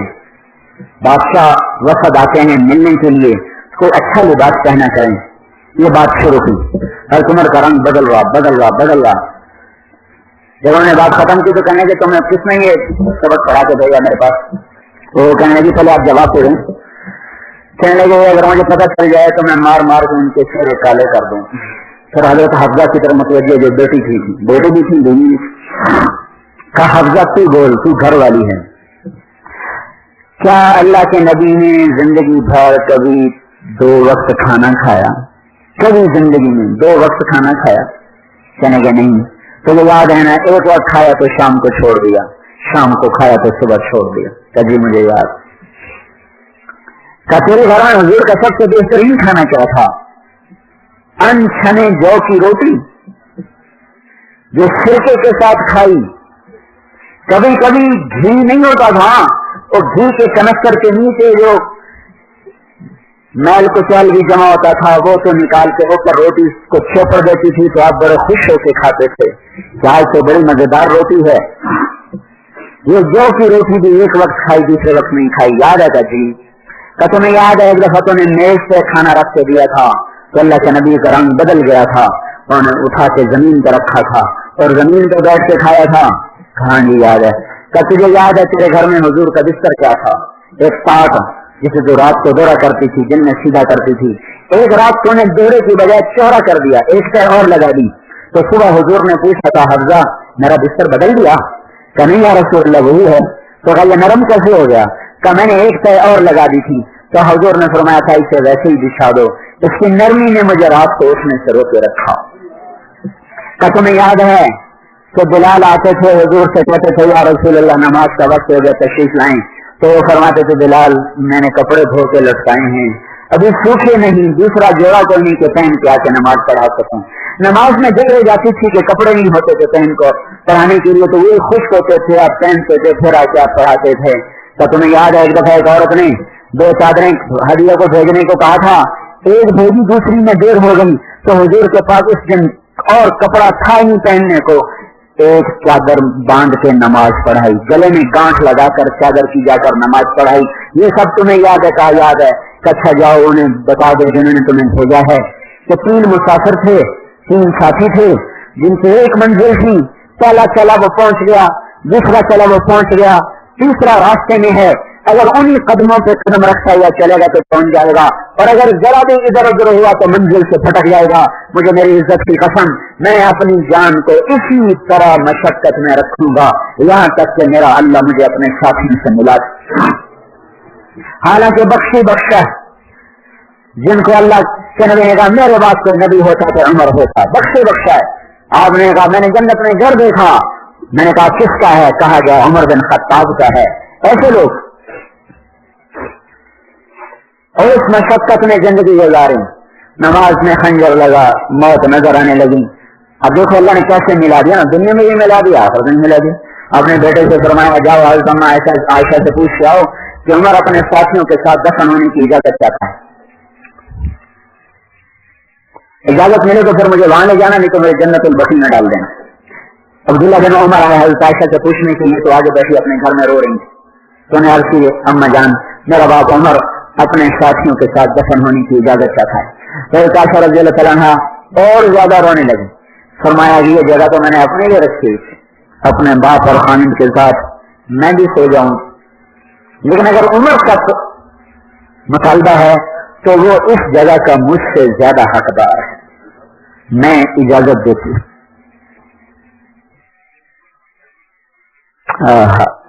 जो कौम अपना माजी भूल जाए उन्हें मुस्तकबिल की राही कैसे सीखेंगे। तो हम बैठे वापस आएगा, अब्बा जान बस खुश हो गई हो, मुबारक हो, इजाजत हो गई। तो मुमकिन है मेरी शर्म ने इजाजत दी हो, जब मेरा जनाजा पढ़ चुके फिर जाके दरवाजे पर रख देना, एक दफा फिर इजाजत मांगना, इजाजत मिले तो ले जाना, नहीं तो वापस कर ले जाना। तो जब मौत का वक्त करीब आया तो बेटे की गोद में सर रखा हुआ था, कहने का मेरा सर जमीन पर रख, उन्हें जमीन पर रख दिया। ये वो शख्स है जिसके इस्लाम लाने पर आसमान के फरिश्ते भी खुश हुए थे। जब आपने कलमा पढ़ा दारे अरकम में, जैद इब्न अरकम के घर में, और सारे सहाबा ने खुशी से तकबीर पढ़ी तो जिब्रील भी उतर आया, कहा या रसूल अल्लाह आपको खुशी हो रही उमर के इस्लाम लाने की? कहा। तो जिब्रील ने कहा आसमान के फरिश्ते भी खुश हो रहे उमर के इस्लाम लाने में। और ये वो शख्स है मैदान अरफात में अल्लाह के नबी ने कहा अल्लाह इस वक्त मेरे सारे साथियों पर फख्र कर रहा है और उमर पर खास तौर पर फख्र कर रहा है।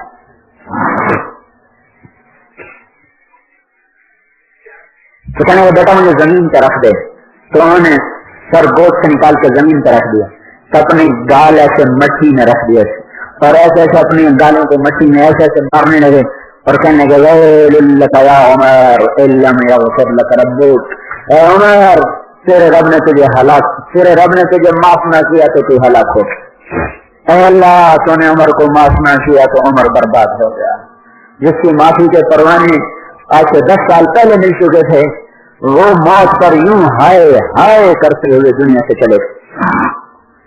और साहब ने नमाज जनाजा पढ़ाई, जनाजे को उठाया गया और फिर आकर हुजूर सल्लल्लाहु अलैहि वसल्लम के दरवाजे पर रख दिया। अब्दुल्ला बिन उमर आगे बढ़े, उन्हें दरवाजे पर दस्तक दी, फिर से बाप की वसीयत के मुताबिक तो कहा अम्मा जान मेरा बाप उमर बिन खत्ताब दरवाजे पे हाजिर हो चुका है, अंदर आने की इजाजत चाहता है। तो गाजा ने फरमाया मरहबन बन, उमर तशरीफ ले आए, मरहबा। अपनी चादर को उठाया और पर्दा करके बाहर निकल गए। तो साहबा अंदर दाखिल हुए, सिद्दीक़ अकबर के साथ कबर खोदी गई। तो हज़रत अली रज़ी अल्लाह ताला अन्हु भी साथ थे। तो अब्दुल्लाह इब्न अब्बास फरमाते हैं मैंने अपने कंधे पे किसी का हाथ महसूस, मैंने पीछे मुड़ के देखा तो हज़रत अली खड़े हुए थे और हम यूं एक दफा मस्जिद में तशरीफ लाए तो आपने एक हाथ से अबू बकर को पकड़ा था, एक हाथ से उमर को पकड़ा था, तो आपने इस तरह दोनों के हाथ हिलाए, यूं हिलाए और कहा कज़ा नहशरु यौमल क़ियामह, ऐसे क़यामत के दिन हम तीनों इकट्ठे उठाए जाएंगे। हाँ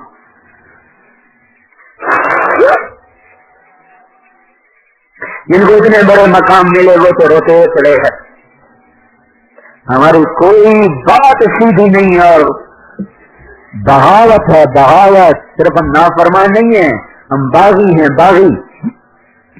और फिर ऐसे गाफिल, फिर ऐसे गाफिल जैसे मौत हमारे लिए नहीं, जैसे क़यामत का दिन का हमारे लिए नहीं, जैसे जहन्नम और जन्नत का निजाम कोई ना हो, जैसे कोई ऊपर देखने वाला कोई ना हो, जैसे मौत कोई ना हो, जैसे रब सो चुका हो या गाफिल हो चुका हो। कल्ला कल्ला नहीं नहीं हरगिज़ नहीं, इन्नहा लगा नज़्ज़ाअतन लिश्शवा, आग आज भी है और अल्लाह आज भी है। हम गाफिल हो गए, अल्लाह गाफिल नहीं हुआ। इस गफलत से लोगों को निकालने के लिए उम्मत वजूद में आई है। हमारे मर्दों का भी ये काम है, हमारी औरतों का भी ये काम है। इस काम ने उम्मत को बेचैन करके घरों से निकाला। इनके मर्द भी निकले, इनकी औरतें भी निकली, इनके बच्चे भी निकले, इनके बूढ़े भी निकले, इनके जवान भी निकले, मालदार भी निकले, फकीर भी निकले। सारी दुनिया अंधी है, راہ دکھانا ہمارے ذمے ہے، اندھیرے میں ہے شمع جلانا ہمارے ذمے ہے، بھٹک چکی ہے سیدھی راہ پہ لانا ہمارے ذمے ہے۔ ہماری ہی نسل ان کے برگر کھانے والی بن گئی۔ کیا ظلم و ستم ہے! ہم سے پیسے لے کر وہ ہمارے اوپر وار کر رہے، پھر بھی ہماری نسل غافل اندھی ہو کر جا رہی ہے۔ اس سے بڑا قصور ان کا ہے جو سمجھتے ہیں اور سمجھاتے نہیں، پتا ہے اور بتاتے نہیں۔ یہ بھی بڑے مجرم ہیں، میں بھی مجرم ہوں، آپ بھی مجرم ہیں۔ کوئی تو ہوتا اس نقصان سے خبردار کرنے والا۔ اور میرے بھائی اور زمیندار کا ایک پودا مر جائے اس کی جان نکل جاتی ہے۔ دیکھو کہ صلی اللہ کے نبی کے ہاتھوں سے لگی ہوئی ساری فصل مرجھا گئی، کوئی بھی رونے والا نہ ملا۔ ایک کپاس کا پودا پھل نہ لے، سر بدل جاتا، سر میں درد ہو جاتا ہے، فصل کا رنگ پیلا پڑ جائے، زمیندار کا دل بیٹھ جاتا ہے۔ یہ تو دیکھو سارے ایمان کی فصل میں پیلا کیا ہونا تھا، آگ لگ گئی۔ درختوں میں پھل کیا دینا تھا، دشمن نے کاٹ کے لکڑی کے انبار لگا دیے، اور ہم بھی ان میں شریک ہوتے ہیں۔ ہم اصل میں ہم نے بہار دیکھی تھی، خزاں میں پیدا ہوئے، خزاں میں جوان ہوئے، خزاں میں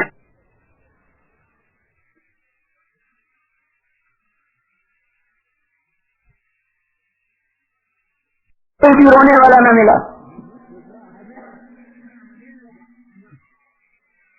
ایک کپاس کا پودا پھل نہ لے، چور بدل جاتا، سر میں درد ہو جاتا ہے، فصل کا رنگ پیلا پڑ جائے، زمیندار کا دل بیٹھ جاتا ہے۔ یہ تو دیکھو سارے ایمان کی فصل میں پیلا کیا ہونا تھا، آگ لگ گئی۔ درختوں میں پھل کیا دینا تھا، دشمن نے کاٹ کے لکڑی کے انبار لگا دیے، اور ہم بھی ان میں شریک ہوتے ہیں۔ ہم اصل میں ہم نے بہار دیکھی تھی، خزاں میں پیدا ہوئے، خزاں میں جوان ہوئے، خزاں میں بڑھاپے کو چل دیے، خزاں میں موت آ لے، پچھلی ساری نسل اس طرح مر گئی۔ ہم نے بہار دیکھی نہیں۔ چمن میں تخت پر جس دم شہ گل کا تجمل تھا، ہزاروں بلبلیں تھیں باغ میں، ایک شور تھا غل تھا، کھلی جب آنکھ نرگس کی، نہ تھا جز خار کچھ باقی، بتاتا باغباں رو رو، یہاں غنچہ یہاں گل تھا۔ ہمارے پاس تو کہانیاں رہ گئی بتانے کو، نہ ہم نے بہار دیکھی۔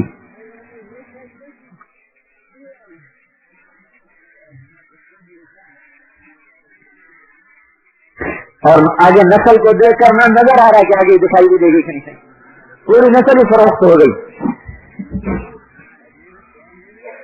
کوئی سیاست پہ بک گیا، کوئی گانے بجانے پہ بک گیا، کوئی دکانوں پہ فروخت ہو گیا، کوئی عزتوں پہ فروخت ہو گیا۔ منڈی بن گئی، امت منڈی میں آ گئی، منڈی میں آ گئی، ایسے غلے بکتے ہیں، ایسے ہم بھی بک گئے۔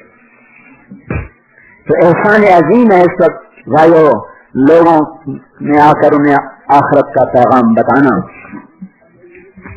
صحابہ کا ہم پر احسان ہوا کہ انہوں نے گھر چھوڑے، بچے چھوڑے، وطن چھوڑا، خاک چھانی، اور اس پیغام کو آباد دنیا کے آخری سرے تک پہنچایا۔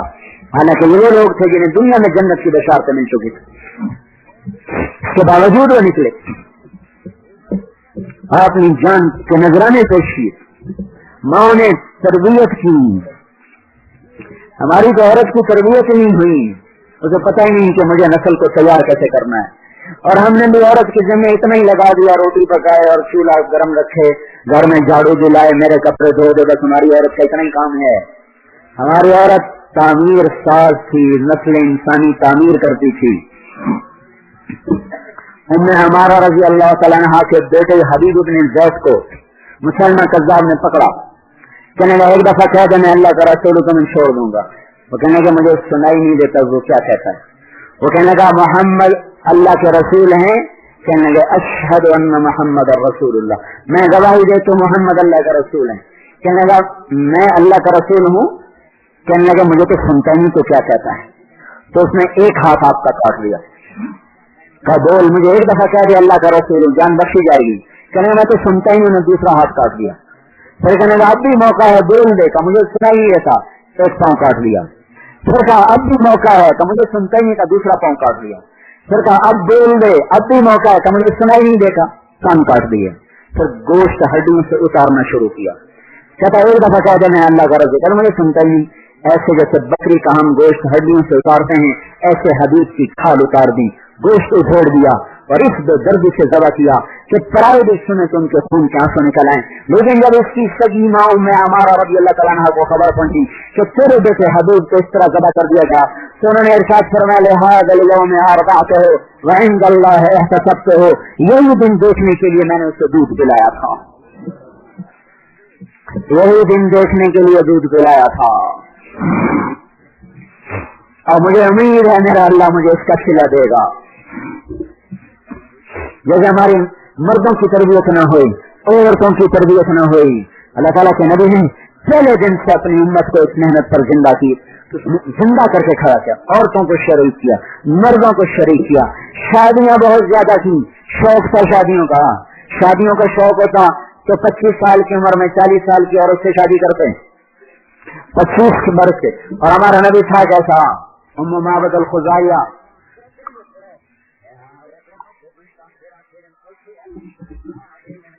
کہ خیمے صاحب کو گزر ہوا، اس کی بکری کا دودھ نہیں تھا، آپ کو پیاس لگی ہوئی تھی، بھوک بھی تھی، سامنا کچھ کھانے کو ملے گا؟ کبھی کچھ بھی نہیں. کیا یہ بکری کیسی ہے؟ کہ اس میں تو دودھ نہیں. کہ ادھر میرے پاس لیا. تو آپ بکری کو آپ نے لیا اور اس کے تھن پہ ہاتھ مارا، اس سارے تھن دودھ سے بھر گئے. ہم نے کہا برتن لیا، وہ برتن لایا، آپ نے شک شک شک سارے برتن بھر دیے. پھر ایک پیالے میں خود پیا اور بغل کو پلایا، جو ساتھ راستہ بتانے والا تھا اس کو پلایا اور آگے چل دیے. جب خامد آیا شام کو دیکھا تو گھر میں دودھ، کہ یہ کہاں سے آ گیا؟ کہ ایک کوئی برکت والا نوجوان آیا تھا جس کے ہاتھوں میں ایسی برکت تھی کہ اس بکری نے دودھ دینا شروع کر دی. تو وہ کہنے لگا وہ کیسا تھا مجھے بتاؤ تو صحیح، مجھے لگتا ہے کہ وہ جو مکے سے نکلا ہوا کہیں وہ نہ ہو. تو وہ کہنے لگی ظاہر الوباء، ظاہر الوباء، بڑا صاف ستھرا تھا. میلے کچیلے رہنا کوئی اسلام نہیں. کیوں میلے کچیلے رہنا کوئی اسلام نہیں. ہمارے نبی کے کپڑے قیمتی نہیں ہوتے تھے، صاف ستھرے ہوتے تھے. میلے رہنا کوئی بزرگی نہیں ہے. وہ جو بالکل، اور ہمارے یہاں تو جہالت کا ایسا دور ہے نا، جس بالوں میں مٹی پڑی ہو، داڑھی بکھری ہو، کپڑے میل چڑھی ہو، جسم پہ میل چڑھی ہو، وہ سرکار بن جاتی، پہنچی ہوئی سرکار. اور بالکل ہی ننگا ہو جائے تو مجذوب سرکار. ایسی جہالت. ہمارے ملتان میں ایک مجذوب تھا، ننگ دھڑنگ، خلقت کٹھی رہتی تھی اس سے، عورتیں مرد بیٹھ جس کو وہ گالی نکال دیتا، کہتے سائیں مبارک ہو تو سرکار گال کٹھی، تمہارا بیڑا کر جائے. اس قدر جہالت، اس قدر جہالت. پنجاب کی سرزمین بھی عجیب ہے، اس نے نبی کو جگہ دے دی تو پیروں کو کیسے نہیں دے؟ جھوٹے پیر تو ان کا گلا کیا کریں گے؟ تو جھوٹا نبی چل گیا. اب قادیان پنجاب میں ہی ہے، مصر کے پنجاب میں. ہمارا نبی کیا تھا؟ ظاہر الوباء، صاف ستھرے کپڑے پرانے صاف ستھرے. ابلج الوجه، چمکتا چہرہ، روشن چہرہ. لم تعبه سجلہ، موٹے نہیں تھے. یہ عورت بتا رہی موٹے نہیں تھے. لم تجری به سعلہ، گنجے نہیں تھے. وسیم قسیم، فی عینیہ وقف، فی صوتہ سحل، فی شعرہ رجل، فی عنقہ سطع. سبحان اللہ. یہ ایسے الفاظ ہیں کہ ان کا ترجمہ بھی میں نہیں اردو میں کر سکتا پورا. کیا پوچھتے ہو اس کا؟ اس کی آواز میں ایک جادو تھا، اس کی آنکھوں میں ایک کشش تھی، اس کی گردن میں ایک بلندی تھی، اس کے چہرے پر ایک نور تھا. وسیم قسیم، وسیم کسے کہتے ہیں؟ خوبصورت. قسیم بھی خوبصورت, لیکن وسیم وہ خوبصورت ہے جس کو جتنی دفعہ دیکھو اتنی دفعہ اس کا حسن بڑھتا جائے. وسیم وسامہ سے, جب دیکھا پہلے سے زیادہ خوبصورت, جب دیکھا پہلے سے زیادہ خوبصورت, جب دیکھا پہلے سے زیادہ حسین, جب دیکھا پہلے سے زیادہ جمال و کمال. کا وہ کیا پوچھتے ہو, وسیم تھا, جتنی دفعہ نظر اٹھی اتنی دفعہ پہلے سے زیادہ خوبصورت نظر آیا. قسیم تھا. قسیم کسے کہتے ہیں؟ قسیم فلانا بڑے قد, سونے قد دے, مطلب قد تو لمبا ہے, شکل ایسی نہیں. فلانی کی آنکھیں بڑی خوبصورت ہیں, کیا مطلب آنکھیں تو بڑی خوبصورت ہیں, ناک ایسا نہیں. جب ہم کسی ایک چیز کی تعریف کرتے ہیں تو ساتھ ہی اس بات کی علامت ہوتی ہے کہ باقی حسن ایسا نہیں جیسا اس کی ناک کا ہے, جیسا اس کی آنکھ کا ہے, جیسا اس کے قد کا ہے, جیسا اس کے ہاتھ کا ہے, پاؤں کا ہے. قسیم کسے کہتے ہیں؟ قسیم. قسیم جو جس طرف سے دیکھو حسن کا شاہکار نظر آئے. تو یہ دنیا میں ایک ہی آیا, وسیم قسیم وسیم قسیم. یہ دنیا میں ایک ہی آیا, جدھر سے دیکھو حسن میں شاہکار, جدھر سے دیکھو حسن میں باکمال, اور جتنی دفعہ دیکھو اتنی دفعہ حسن بڑھتا جائے بڑھتا جائے بڑھتا جائے, اتنی دفعہ وہ کمال کی طرف چڑھتا چلا جائے. ایسا ہمارا نبی. اذا تکلم الہ الوقار, جب بولتے تھے الہ البہا, ایک رونق آپ پہ چھا جاتی تھی. فاذا سکت الہ الوقار, جب آپ خاموش ہوتے تھے تو آپ پر ایک وقار چھا جاتا تھا. اندر الصلاحہ, تر و تازہ, خوش تر و تازہ سبز ٹہنی کی طرح لچکدار اس کا جسم. یہ ایک عورت لمبی چوڑی پوری ایک جلد حضور صلی اللہ علیہ وسلم کے حلیے پر ہی چلتی چلی گئی ہے. وہ سبل الہدا والرشاد سیرت کی کتاب پر ہر صحابی نے حضور صلی اللہ علیہ وسلم کو جیسے بیان کیا کہ ہمارا نبی کیسا تھا, ہمارا نبی کیسا تھا, ہمارا نبی کیسا تھا, ایک ایک چیز کو کھول کھول کھول کھول کے بیان کیا. یہ مبارک زندگی کا تعارف کروانا یہ ہمارے ذمے. ایسے حسین آدمی کو کون لڑکی نہیں دے گا, جوان خوبصورت کماری, جس کا حسن ایسا ہو ہے کہ اللہ نے نمونہ ایک ہی بنایا, پھر اور کوئی بنایا ہی نہیں. حضرت عائشہ فرماتی تھی اور یوسف علیہ السلام کو دیکھ کر عورتوں نے ہاتھ کاٹے تھے, میرے محبوب کو دیکھتی تو دل پہ چھریاں مار جاتی, انہیں پتہ ہی نہیں چلتا. آپ کا ظاہری چمک نور ایسا تھا, جب کبھی آپ کے ماتھے پر پسینہ آ جاتا تھا نا تو اس میں سے شوائیں نکلنا شروع ہو جاتی تھی. چرخا کاٹ رہے ہیں, چرخا. آگے حضور بیٹھے ہوئے تھے گرمی, اور آپ اپنا کوئی جوتا ٹھیک کر رہے تھے یا کپڑا ٹھیک کر رہے تھے, تو پسینے سے قطرے ماتھے پر آ گئے, وہ چمکنے لگے. تو عائشہ نے چرخا چھوڑ دیا, آپ کو دیکھنا شروع کر دیا. تو آپ نے کہا کیا دیکھ رہی ہو؟ فَإِذَا نَظَرْتُ إِلَىٰ أَسَرَّةِ وَجْهِهِ بَرَكَتْ كَبَرْقِ الْعَارِضِ الْمُتَهَلِّلِ. ایک دم حضلی کا شعر پڑا کہ جب میں ان کے چہرے پر نظر ڈالتا ہوں تو یوں لگتا ہے کہ جیسے بجلیاں کوند رہی ہوں. ایسے آپ کا پسینہ ایسے خوبصورت ہو جاتا تھا تو آپ کی ذات کیسے حسین نہ ہوگی. تو 40 سال کی عورت سے شادی کرنے کا کیا ضرورت ہے, جس کے 2 نکاح پہلے ہو چکے ہوں, ہر نکاح سے اولاد بھی موجود ہو, پھر ان سے تیسری شادی. 25 برس کی جوانی, 40 برس کی ڈھلی ہوئی عورت کے ساتھ شادی, اور عمر کے 25 برس انہیں کے ساتھ گزار دیے. 50 برس کی عمر ایک عورت کے ساتھ گزار, اور جب 50 سال کے بعد ڈھلوان شروع ہو گئی, بڑھاپا شروع ہو گیا, اب دوسری شادی, تیسری شادی, چوتھی, پھر 5ویں, پھر 6ٹھی, پھر 7ویں, پھر 8, پھر 9, پھر 10, پھر 11. اس کو بھی کوئی شوق کی شادی کہہ سکتا ہے؟ جو بھرپور جوانی تھی ایک عورت کے ساتھ گزار. جب دوسری شادی کی حضرت سودا سے, وہ بھی 40 سال کے پیٹرن تھی. تیسری شادی آپ نے حضرت عائشہ سے کی, ایک کماری لڑکی بس. باقی شادی یا متعلقہ یا بیوہ, یا متعلقہ یا بیوہ, اور اللہ کے امر سے کی ہے ہر شادی. وَلَا أَن تَبَدَّلَ بِهِنَّ مِنْ أَزْوَاجٍ وَلَوْ أَعْجَبَكَ حُسْنُهُنَّ. اللہ تعالیٰ کہہ رہا ہے یہی تیری بیویاں ہیں, دنیا میں بھی جنت میں بھی, ان کے سوا تیرے لیے کوئی عورت جائز نہیں. امر الہی سے شادی ہو رہی. حضرت زینب صاحب شادی کرنا ہی نہیں چاہتے. زید کی بیوی, زید بن حارثہ کی بیوی, زید بن حارثہ کو بیٹا بنایا ہوا تھا, اور عرب میں دستور تھا جس کو بیٹا بنا لو تو وہ سکا بیٹا شمار ہوتا تھا. وہ نام زید بن محمد چلتا تھا, وراثت میں حصہ ملتا تھا. اللہ اس بات کو ختم کرنا چاہتے تھے کہ بیٹا باپ کا ہوتا ہے, یہ کوئی نہیں کہ اس کو میں نے بیٹا بنا لیا. اللہ یہ بات ختم کرنا چاہتے تھے. تو اللہ تعالیٰ ادعوہم لآبائہم، ان کو ان کے باپ کے نام سے پکارو. دیکھو حضرت زید کا نام صرف قرآن میں آیا ہے، اس کے علاوہ کسی صحابی کا نام قرآن میں نہیں آیا. اور غالباً اس کی وجہ یہ ہے کہ جب اللہ تعالیٰ نے حضرت زید سے ایک فضیلت کو واپس لیا، چونکہ زید بن محمد کہلاتے تھے، زید بن محمد آپ نے بیٹا بنایا تھا، بچپن میں کوئی ساتھ لے لیا تھا، تو اللہ نے کہا نہیں زید بن حارثہ کہو، زید بن حارثہ کہو. تو زید پر بہت بڑا امتحان آیا کہ ہائے میری اتنی بڑی نسبت مجھ سے چھن گئی. تو اللہ تعالیٰ نے اس نسبت کے لینے کے بدلے میں قرآن میں آپ کے نام کو ہمیشہ کے لیے زندہ کر دیا. فلما قضى زید منها وطرا زوجناها. تب بیٹے منہ بولا بیٹا سگا بیٹا، اس کی بیوی بہو انہوں نے دے دی طلاق. اللہ کہیں نکاح کرو نکاح کرو. اب آپ نکاح کرو. اب آپ نکاح کرنے پہ آ نہیں رہے کہ میں نے نکاح کیا تو سارا عرب کہے گا بہو گھر میں بٹھا لی.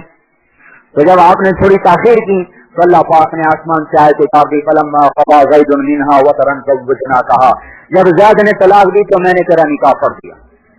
یہ واحد نکاح ہے جو آسمانوں پہ ہوا، نہ اس میں ایجاب نہ قبول ہے، نہ گواہ نہ وکیل نہ کوئی نکاح خاں. ایجاب قبول واجب ہے نکاح میں نے تیرے نکاح میں دیا یہ کہنا واجب ہے. اگلا کہ میں نے قبول کیا یہ کہنا واجب ہے. یہ نہ ہو تو ہو ہی نہیں سکتا. ہمارے عزیز کے نوکر کا نکاح ہو رہا تھا تو وہ مولوی صاحب نے اسے کہا ہاں بھائی میں فلاں دی اتنے میرج تیرے نکاح جتنی تو قبول کی تھی پانڈا جی میں سائنس سارے دی صلاح ہوئے. مولوی صاحب کہنے سارے دی صلاح نال نکاح نہیں ہونا، تیری صلاح نال ہونا. تو جب تک وہ یہ نہ کہے میں نے قبول کیا نکاح ہی نہیں ہوتا. کہ یہ ایک وہ نکاح ہے جس کا نہ کوئی نکاح خواہ ہے، جس کا نہ ایجاب ہے نہ قبول ہے نہ گواہ ہے نہ مہر ہے. آسمان سے اللہ نے کہا میں نے تیرا نکاح زینب سے کر دیا. تو آپ مسکرائے کہا کون جا کے زینب کو خوشخبری دے گا کہ اللہ نے اس کو میری بیوی بنا دیا. تو ایک خاتون بھاگی ہوئی گئی، انہوں نے خوشخبری دی تو زینب عبد اللہ نے اپنا ہار اس کے گلے میں ڈال دیا اور سجدہ شکر میں 2 نفل پڑھے، سجدہ شکر بجا لائیں. اور یہ 5 ہجری کا واقعہ ہے. اس ولیمے پر حضرت زینب نے کہا یا رسول اللہ یہ ولیمہ میں خود کروں گی، میں اپنے پیسے سے کروں گی. تو یہ ولیمہ بڑا پرتکلف ہوا، یعنی ایک گائے ذبح کی گئی اور ایک روایت میں بکری ذبح کی گئی، ایک روایت میں گائے ذبح کی گئی. تو غالباً گمان یہ کہ گائے والی روایت زیادہ صحیح ہے کہ ایک گائے ذبح ہوئی اور سارے مدینے کو روٹی کھلائی گئی. بکری والی روایت بھی صحیح ہے، معجزتاً اللہ تعالیٰ نے ایک بکری سارے مدینے والوں کو کھلا دی، لیکن ولیمے میں تکلف کیا گیا. یہ جو آپ نے کثرت سے شادیاں کی یہ عورتوں نے دین کے کام کو زندہ کرنے کے لیے تھا کہ عورت اپنے آپ کو صرف بچے پالنے اور پرورش کرنے کی ذمہ دار نہ سمجھے اور صرف روٹی پکانے کی ذمہ دار نہ سمجھے، بلکہ اس امت کی عورت بھی ساری دنیا میں اسلام پھیلانے کی ذمہ دار ہے اور سارے عالم کے انسانوں کو اللہ کا پیغام سنانے کی ذمہ دار ہے. اللہ تعالیٰ نے اپنے نبی کو 11 بیویاں عطا فرمائیں. تو آپ کی زندگی میں انتقال کر کے حضرت خدیجہ اور حضرت زینب بنت خزیمہ، باقی 9 زندہ رہیں اور آپ کے بعد کافی دیر تک زندہ رہیں. ان 9 گھروں میں ہر وقت اللہ پاک کے دین کی تعلیم چلتی تھی. عورتیں آ کر سیکھتی تھیں، آگے اپنے بچوں کو سکھاتی، خاندوں کو بتاتی، بیٹیوں کو بتاتی. تو اس طرح ہمارے نبی کی عورتوں کے ذریعے سے عورتوں میں دین جا رہا تھا، صحابہ کے ذریعے سے مردوں میں دین جا رہا تھا. یہ پیغام حق ساری دنیا میں پہنچانا میرے بھائیوں اس امت کی ذمہ داری ہے. ہماری عورتیں بھی ذمہ دار ہیں، ہمارے مرد بھی ذمہ دار ہیں کہ ہم اپنی نسبتوں کو توڑیں اور اپنے آپ کو حضرت محمد صلی اللہ تعالی علیہ وسلم کا امتی سمجھتے ہوئے پوری دنیا میں اس پیغام کو پہنچانے کی ذمہ داری قبول کریں. لتکونوا شہداء علی الناس، ہم لوگوں پر حجت قائم کر دیں کہ اللہ ہے اور جنت ہے اور رسالت ہے اور یہ کتاب اللہ ہے. اس کی محنت ہمارے ذمہ. ہماری جماعت کی 2000 میں امریکہ ایک نوجوان ملا کراچی کا، اس نے بڑا کمال دکھایا. وہاں ایک ویل یونیورسٹی ہے، ویل بڑی مشہور یونیورسٹی. وہاں ایک پروفیسر کا لیکچر تھا عیسائیت پر، PhD ڈاکٹر عیسائیت پر. یہ بھی اس میں شامل تھا. تو 300-400 کا مجمع سب PhD، یہ خود بھی PhD تھا. انہوں نے عیسائیت کی تبلیغ کی. پھر کہا بھی کوئی سوال؟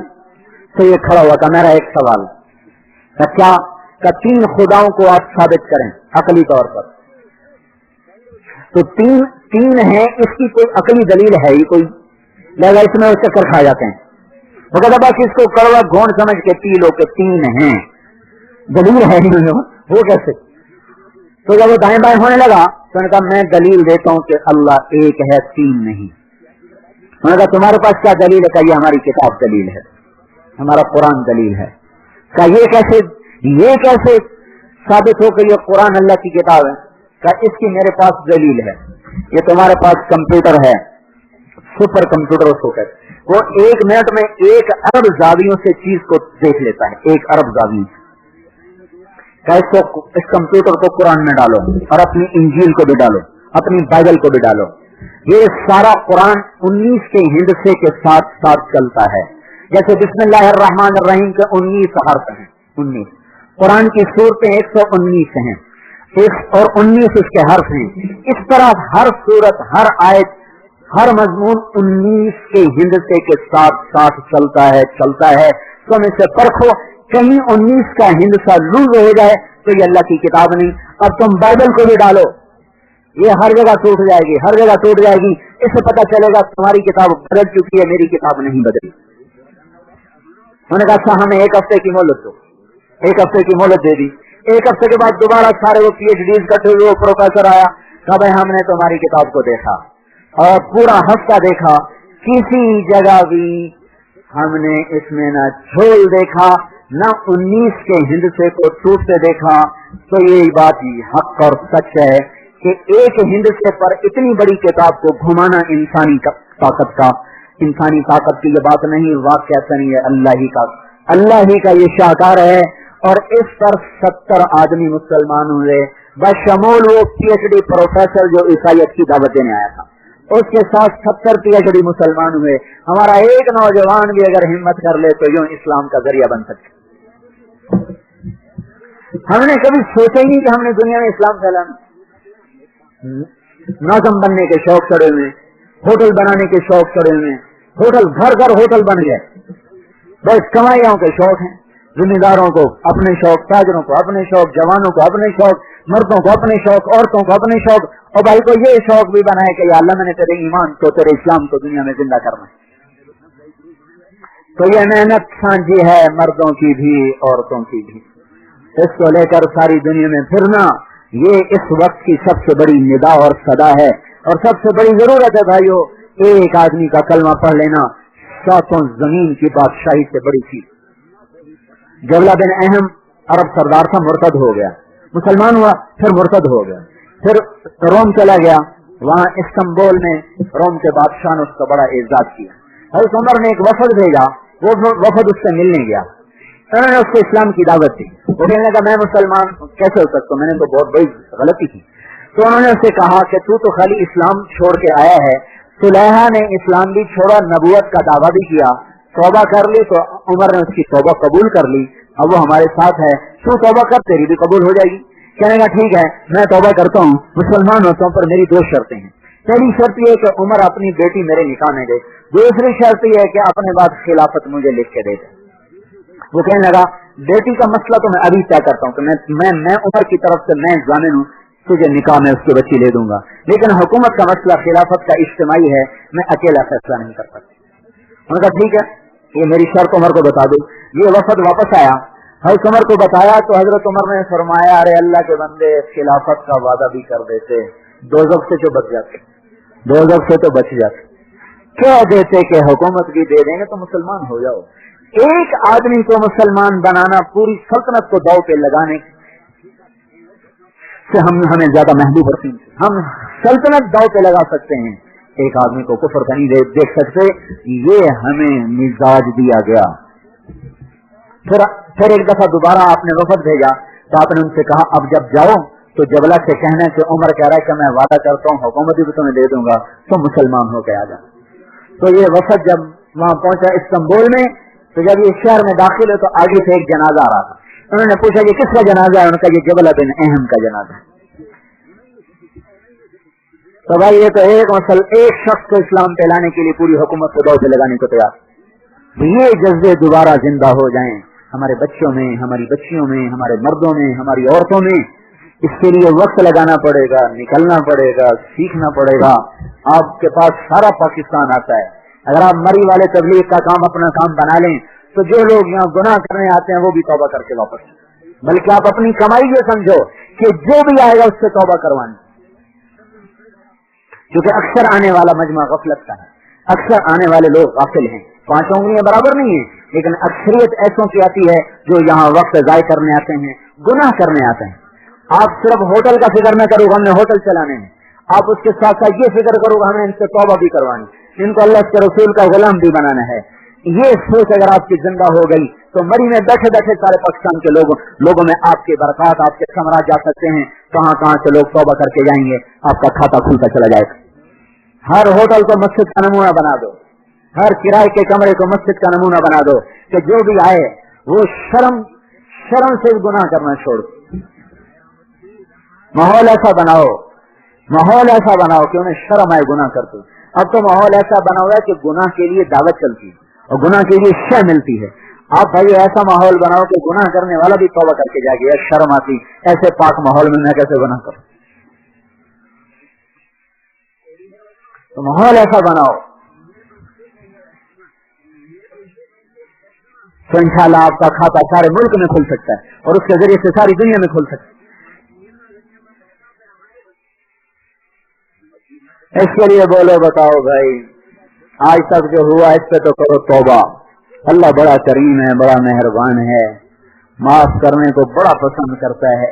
جو ہو گیا یا اللہ معاف کر دے، اور معافی کا دروازہ اس کے ہاں کھلا ہوا ہے موت تک، جب تک سانس نہ ٹوٹے موت توبہ کا در کھلا ہوا ہے۔ اس پر تو ہم توبہ کریں اور آئندہ اس زندگی کو اختیار کرنے کی نیت کریں جو اللہ کے رسول لے کر آئے، پاک زندگی، پاکیزہ زندگی، اللہ کے ہاں مقبول زندگی۔ اس کو سیکھنا بھی ہے، اس کو پھیلانا بھی ہے، اس کو لے کے پھرنا بھی ہے۔ نبوت والی عبادات کے ساتھ نماز زندہ ہو، روزہ زندہ ہو، زکوٰۃ دینے والے زکوٰۃ دیں، جن پر حج فرض ہے وہ حج کریں، نبوت والے اخلاق کے ساتھ معاف کرنا سیکھیں، درگزر کرنا سیکھیں، برے سے اچھا بننا سیکھیں، گالی دینے والے کو دعا دینا سیکھیں۔ ہمارا انتقامی معاشرہ ہے، انتقامی۔ جب خاوند کسی سے لڑ پڑے تو بیوی سے بھی کہتا ہے تو نے اس سے بات نہیں کرنی ورنہ تمہیں طلاق دے دوں گا، اور عورت کسی سے لڑ کے آ جائے تو میاں سے کہتی میری اس سے لڑائی ہوگی تو نے ان کے گھر میں نہیں جانا ورنہ تیرا گھر چھوڑ کے چلی جاؤں گی۔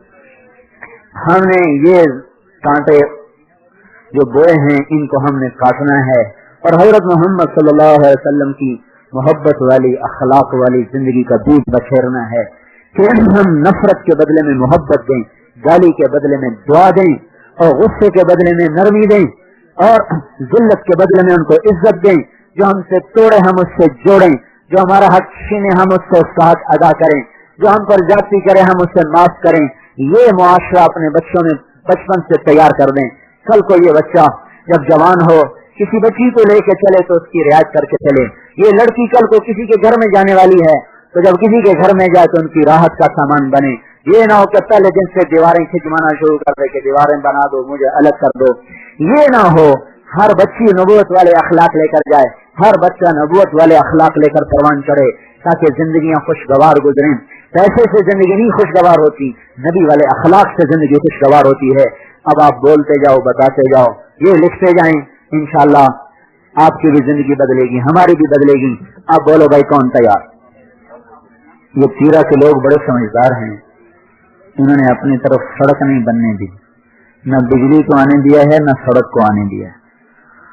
وہ کہتے ہیں ان کا موقف یہ ہے جہاں بجلی چلی جائے اور سڑک چلی جائے وہاں بے حیائی بھی چلی جاتی، اور بہت حد تک یہ بات ان کی ٹھیک ہے، کافی حد تک یہ بات ٹھیک ہے۔ وہ سارے تیرا میں کوئی زنا نہیں، کوئی زنا نہیں، کوئی شرابی نہیں، اور پہلے ان کی قتل کی دشمنیاں تھیں، یہ گناہ ان میں کثرت سے تھا۔ جب سے تبلیغ کا کام چلا ہے اللہ نے اس کو بھی نہ ہونے کے برابر کر دیا، بہت کم رہ گیا۔ شروع میں بہت زیادہ تھا، گھٹتے گھٹتے گھٹتے بالکل ختم ہو گیا۔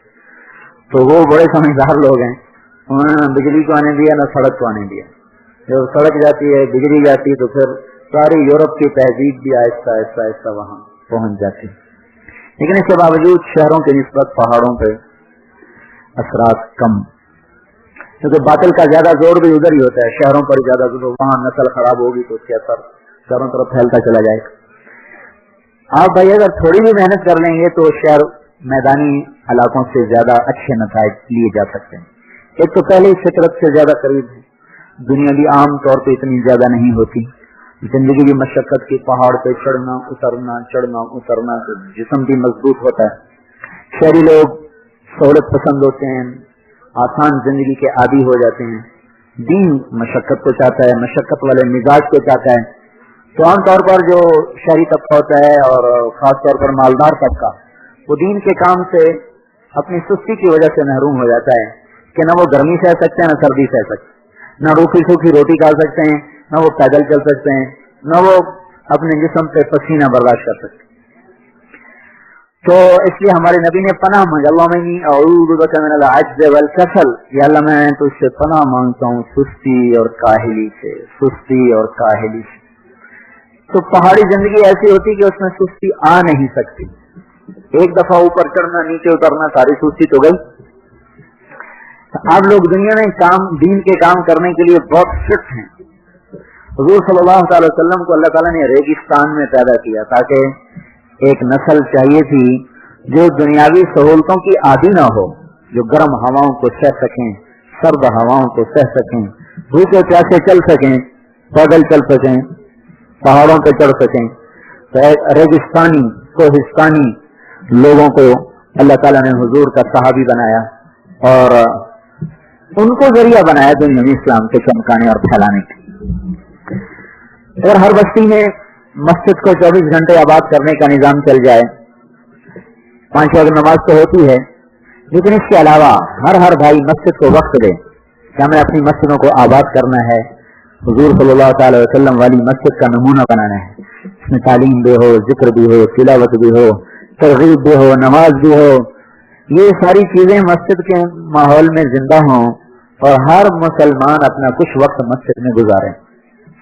ये मस्जिद का निजाम पूरी उम्मत को जोड़ने की एक शक्ल है। महल्ले की मस्जिद पूरे महल्ले को जोड़ती है, जामे मस्जिद पूरे शहर को जोड़ती है। ईदगाह जो होती है, ईदगाहें ये सारे इलाके को आपस में जोड़ती हैं। और जो बैतुल्लाह की मस्जिद है वो सारी दुनिया के मुसलमानों को आपस में जोड़ने के लिए अल्लाह ने हज दिया है। हज उम्मत के इज्तिमाई मसाइल को इकट्ठे बैठकर सोचने का भी एक निजाम है, इबादत है, और दूसरी तरफ ये पूरी उम्मत में इज्तिमा और जोड़ को पैदा करने का जरिया है। अगर हम अपनी मस्जिदों को आबाद करें, कोई पूरे गांव में बेनमाजी न रहे। चंद साल पहले अक्सर नमाज पढ़ते थे, अब बिजली आ गई, सड़कें आ गई, टेलीविजन आ गया, गाने आ गए, मौसीकी आ गई और टीवी के बेहया प्रोग्राम आ गए। सब जो नौजवान नस्ल है वो दीन से दूर होती जा रही, नमाज से गाफिल, कुरान से गाफिल। तबलीग इस सारे जुल्मत का तबलीग तोड़ है। 2 गश्तों मस्जिद में 8-8 घंटे देकर 24 घंटे मस्जिद को आबाद किया जाए। कोई 12 घंटे दे, कोई 8 घंटे दे, कोई 2.5 घंटे दे, कम बेश, और हर नौजवान का ताल्लुक मस्जिद से जोड़ दिया जाए। और हर आदमी को, आप अखबारों में नहीं पढ़ते, भूख से तंग अगर खुदकुशी कर, बच्चों को दरिया में फेंक दिया, बच्चों को नहर में फेंक दिया, सिर्फ अल्लाह से ताल्लुक न होने की वजह से है। वरना इस मौके पर अगर मुसल्ला बिछा लिया जाए तो अल्लाह गैर से रिस्क खोल दे, जिस पर 3 दिन का फाका आ जाए, किसी को ना बताए, अल्लाह से मांगता रहे। 1 साल की हलाल रोजी अल्लाह बैठे बैठे घर में पहुंचा देते। तो क्योंकि ना मालदारों को अल्लाह का खौफ नहीं, वो अपने ऊपर खर्च करते हैं, गरीबों पर खर्च नहीं करते। निजाम सूदी चल रहा है, जहां सूद का निजाम होगा वहां पैसा चंद हाथों में होगा। जब पैसा चंद हाथों में होगा तो खुद ही फकर बढ़ेगा। जब तक सूद पे तिजारत चल रही है कभी भी मुल्क खुशहाल नहीं हो सकता। कभी जो मईशत सूद पे है उससे मुकद्दर में गरीब का खून है ही है। उसे गरीब का खून पीना है, उसे शिकायत कोई तबके का खून पीना है और पैसा सिमट के चंद हाथों में आना ही आना है। ये सूद का लाजमी नतीजा है। इसका हम सूद को तो बदल नहीं सकते, सिवाय के इंफरादी तौर पर हम इसमें हिस्सा न लें, और निजाम कैसे बदलें तो हमारे हाथ में नहीं, और टकराव की पॉलिसी हमारा तरीका नहीं। हम नमाज पे डालें लोगों को, नमाज पढ़ो अल्लाह से मांगो, नमाज पढ़ो अल्लाह से मांगो। अल्लाह की कसम جہاں سارے مادی اسباب و وسائل کی حد ختم ہو جاتی ہے وہاں سے نماز کی حد شروع ہوتی ہے. ہمارے لیے کیا مسئلہ ہے؟ مصلی بچھائیں گے اللہ سے مانگیں، مصلی بچھائیں گے اللہ سے مانگیں. ہم دعا مانگنا سیکھ لیں، دعا مانگنا پھر اللہ اپنا غیب چلا کے دکھاتا. مولانا سعید خان صاحب رحمۃ اللہ علیہ ہمارے بزرگ فوت ہو گئے. ہاں جی، میں نے ان کا دسترخوان چلتے دیکھا جیسے بادشاہ بھی نہیں چلا سکتے. 6 سال میرے ان کے ساتھ کٹھے گزرا اور شام تک جو پیسہ آتا تھا میرے ہاتھوں سے لاکھوں روپے انہوں نے تقسیم کروایا. اس کو دے دو، اس کو دے دو، اس کو دے دو، وہاں دے دو، وہاں دے دو. یہ نہیں وہ جمع کر لیتے تھے پھر وہ آگے کے لیے رکھتے تھے. ایسے کینیا میں وہ اپنے کپڑے تقسیم کرتے رہے. ایک جوڑا تن پہ رہ گیا، ایک پیچھے رہ گیا دھونے کا. تو وہ ایک آدمی کہنے کے جوڑا اس کو دے دو. تو ہمارے ساتھی ہیں جاوید، انہوں نے کہا جی بھائی یہ آخری ہے، ایک آپ نے پہنا ہوا ہے، یہ دوسرا ہے، ایک تو رکھیں، ایک دھویا جائے دوسرا پہنا جائے. کہنے گے میں نے بڑی مشکل سے غیب کا دروازہ کھلوایا ہے، تو میرا بند کروانا چاہتا ہے؟ تو میرا بند کروانا چاہتا ہے؟ دے دو اس کو. دے دیا. جوہانسبرگ کے ایئرپورٹ پر اترے تو وہاں ایک آدمی پہلے سے 6 جوڑے تیار کر کے لایا ہوا. سوڈان کے سفر میں ایک جگہ گاڑی خراب ہو گئی، ٹرین، وہاں کی ٹرینیں پاکستان سے بھی چھٹی. تو اس سے تھوڑی دیر پہلے انہوں نے کہا تھا کہ میں ایک ایسی دعا جانتا ہوں جنگل میں بھی مانگو تو اللہ رزق پہنچائے. وہ گاڑی جنگل میں کھڑی ہو گئی. 1 گھنٹہ 2 گھنٹہ 3 گھنٹے 8 گھنٹے کھڑی رہی. اب ساری جماعت کو لگی بھوک. ان کا حضرت وہ دعا مانگے. ہمیں تو بھوک لگی، ملتا کچھ ہے نہیں. تو دعا تو قرآن کی ہے، قرآن یہی ہم بھی پڑھتے ہیں، صحابہ نے بھی پڑھا تھا. تو انہوں نے موسیٰ علیہ السلام والی دعا پڑھی، رب انی لما انزلت الی من خیر فقیر. اے اللہ میں تیری خیرات کا بھوکا ہوں. آدھا گھنٹہ گزرا ہوگا، پونا گھنٹہ، 20 منٹ سے پونے گھنٹے کے درمیان ایک کالا جنگل سے بھاگتا جا رہا، سر پہ ٹوکرا رکھا ہوا، سب بھاگا بھاگا آیا سیدھا ڈبے میں چڑھا جہاں مولانا بیٹھے ہوئے. ان کے سامنے ٹوکرے کو رکھا اور انہی قدموں پہ بھاگا، پیچھے پلٹ کے نہ بولا نہ کہا کیا ہے کیا نہیں. اور جاتے کا بھی پتہ نہ چلا، چھلاوے کی طرح رہے. وہ کپڑا ہٹا کے دیکھا تو پورا بکرا بھونا ہوا اس میں رکھا ہوا. چلو میں کھاؤں، ناک میں بہت کھاؤ بھائی.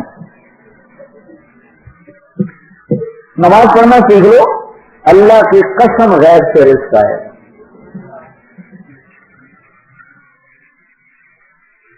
سامنے اپنے اللہ سے تعلق نہیں جوڑا کہ ہمیں مشکل میں اس کو پکاریں.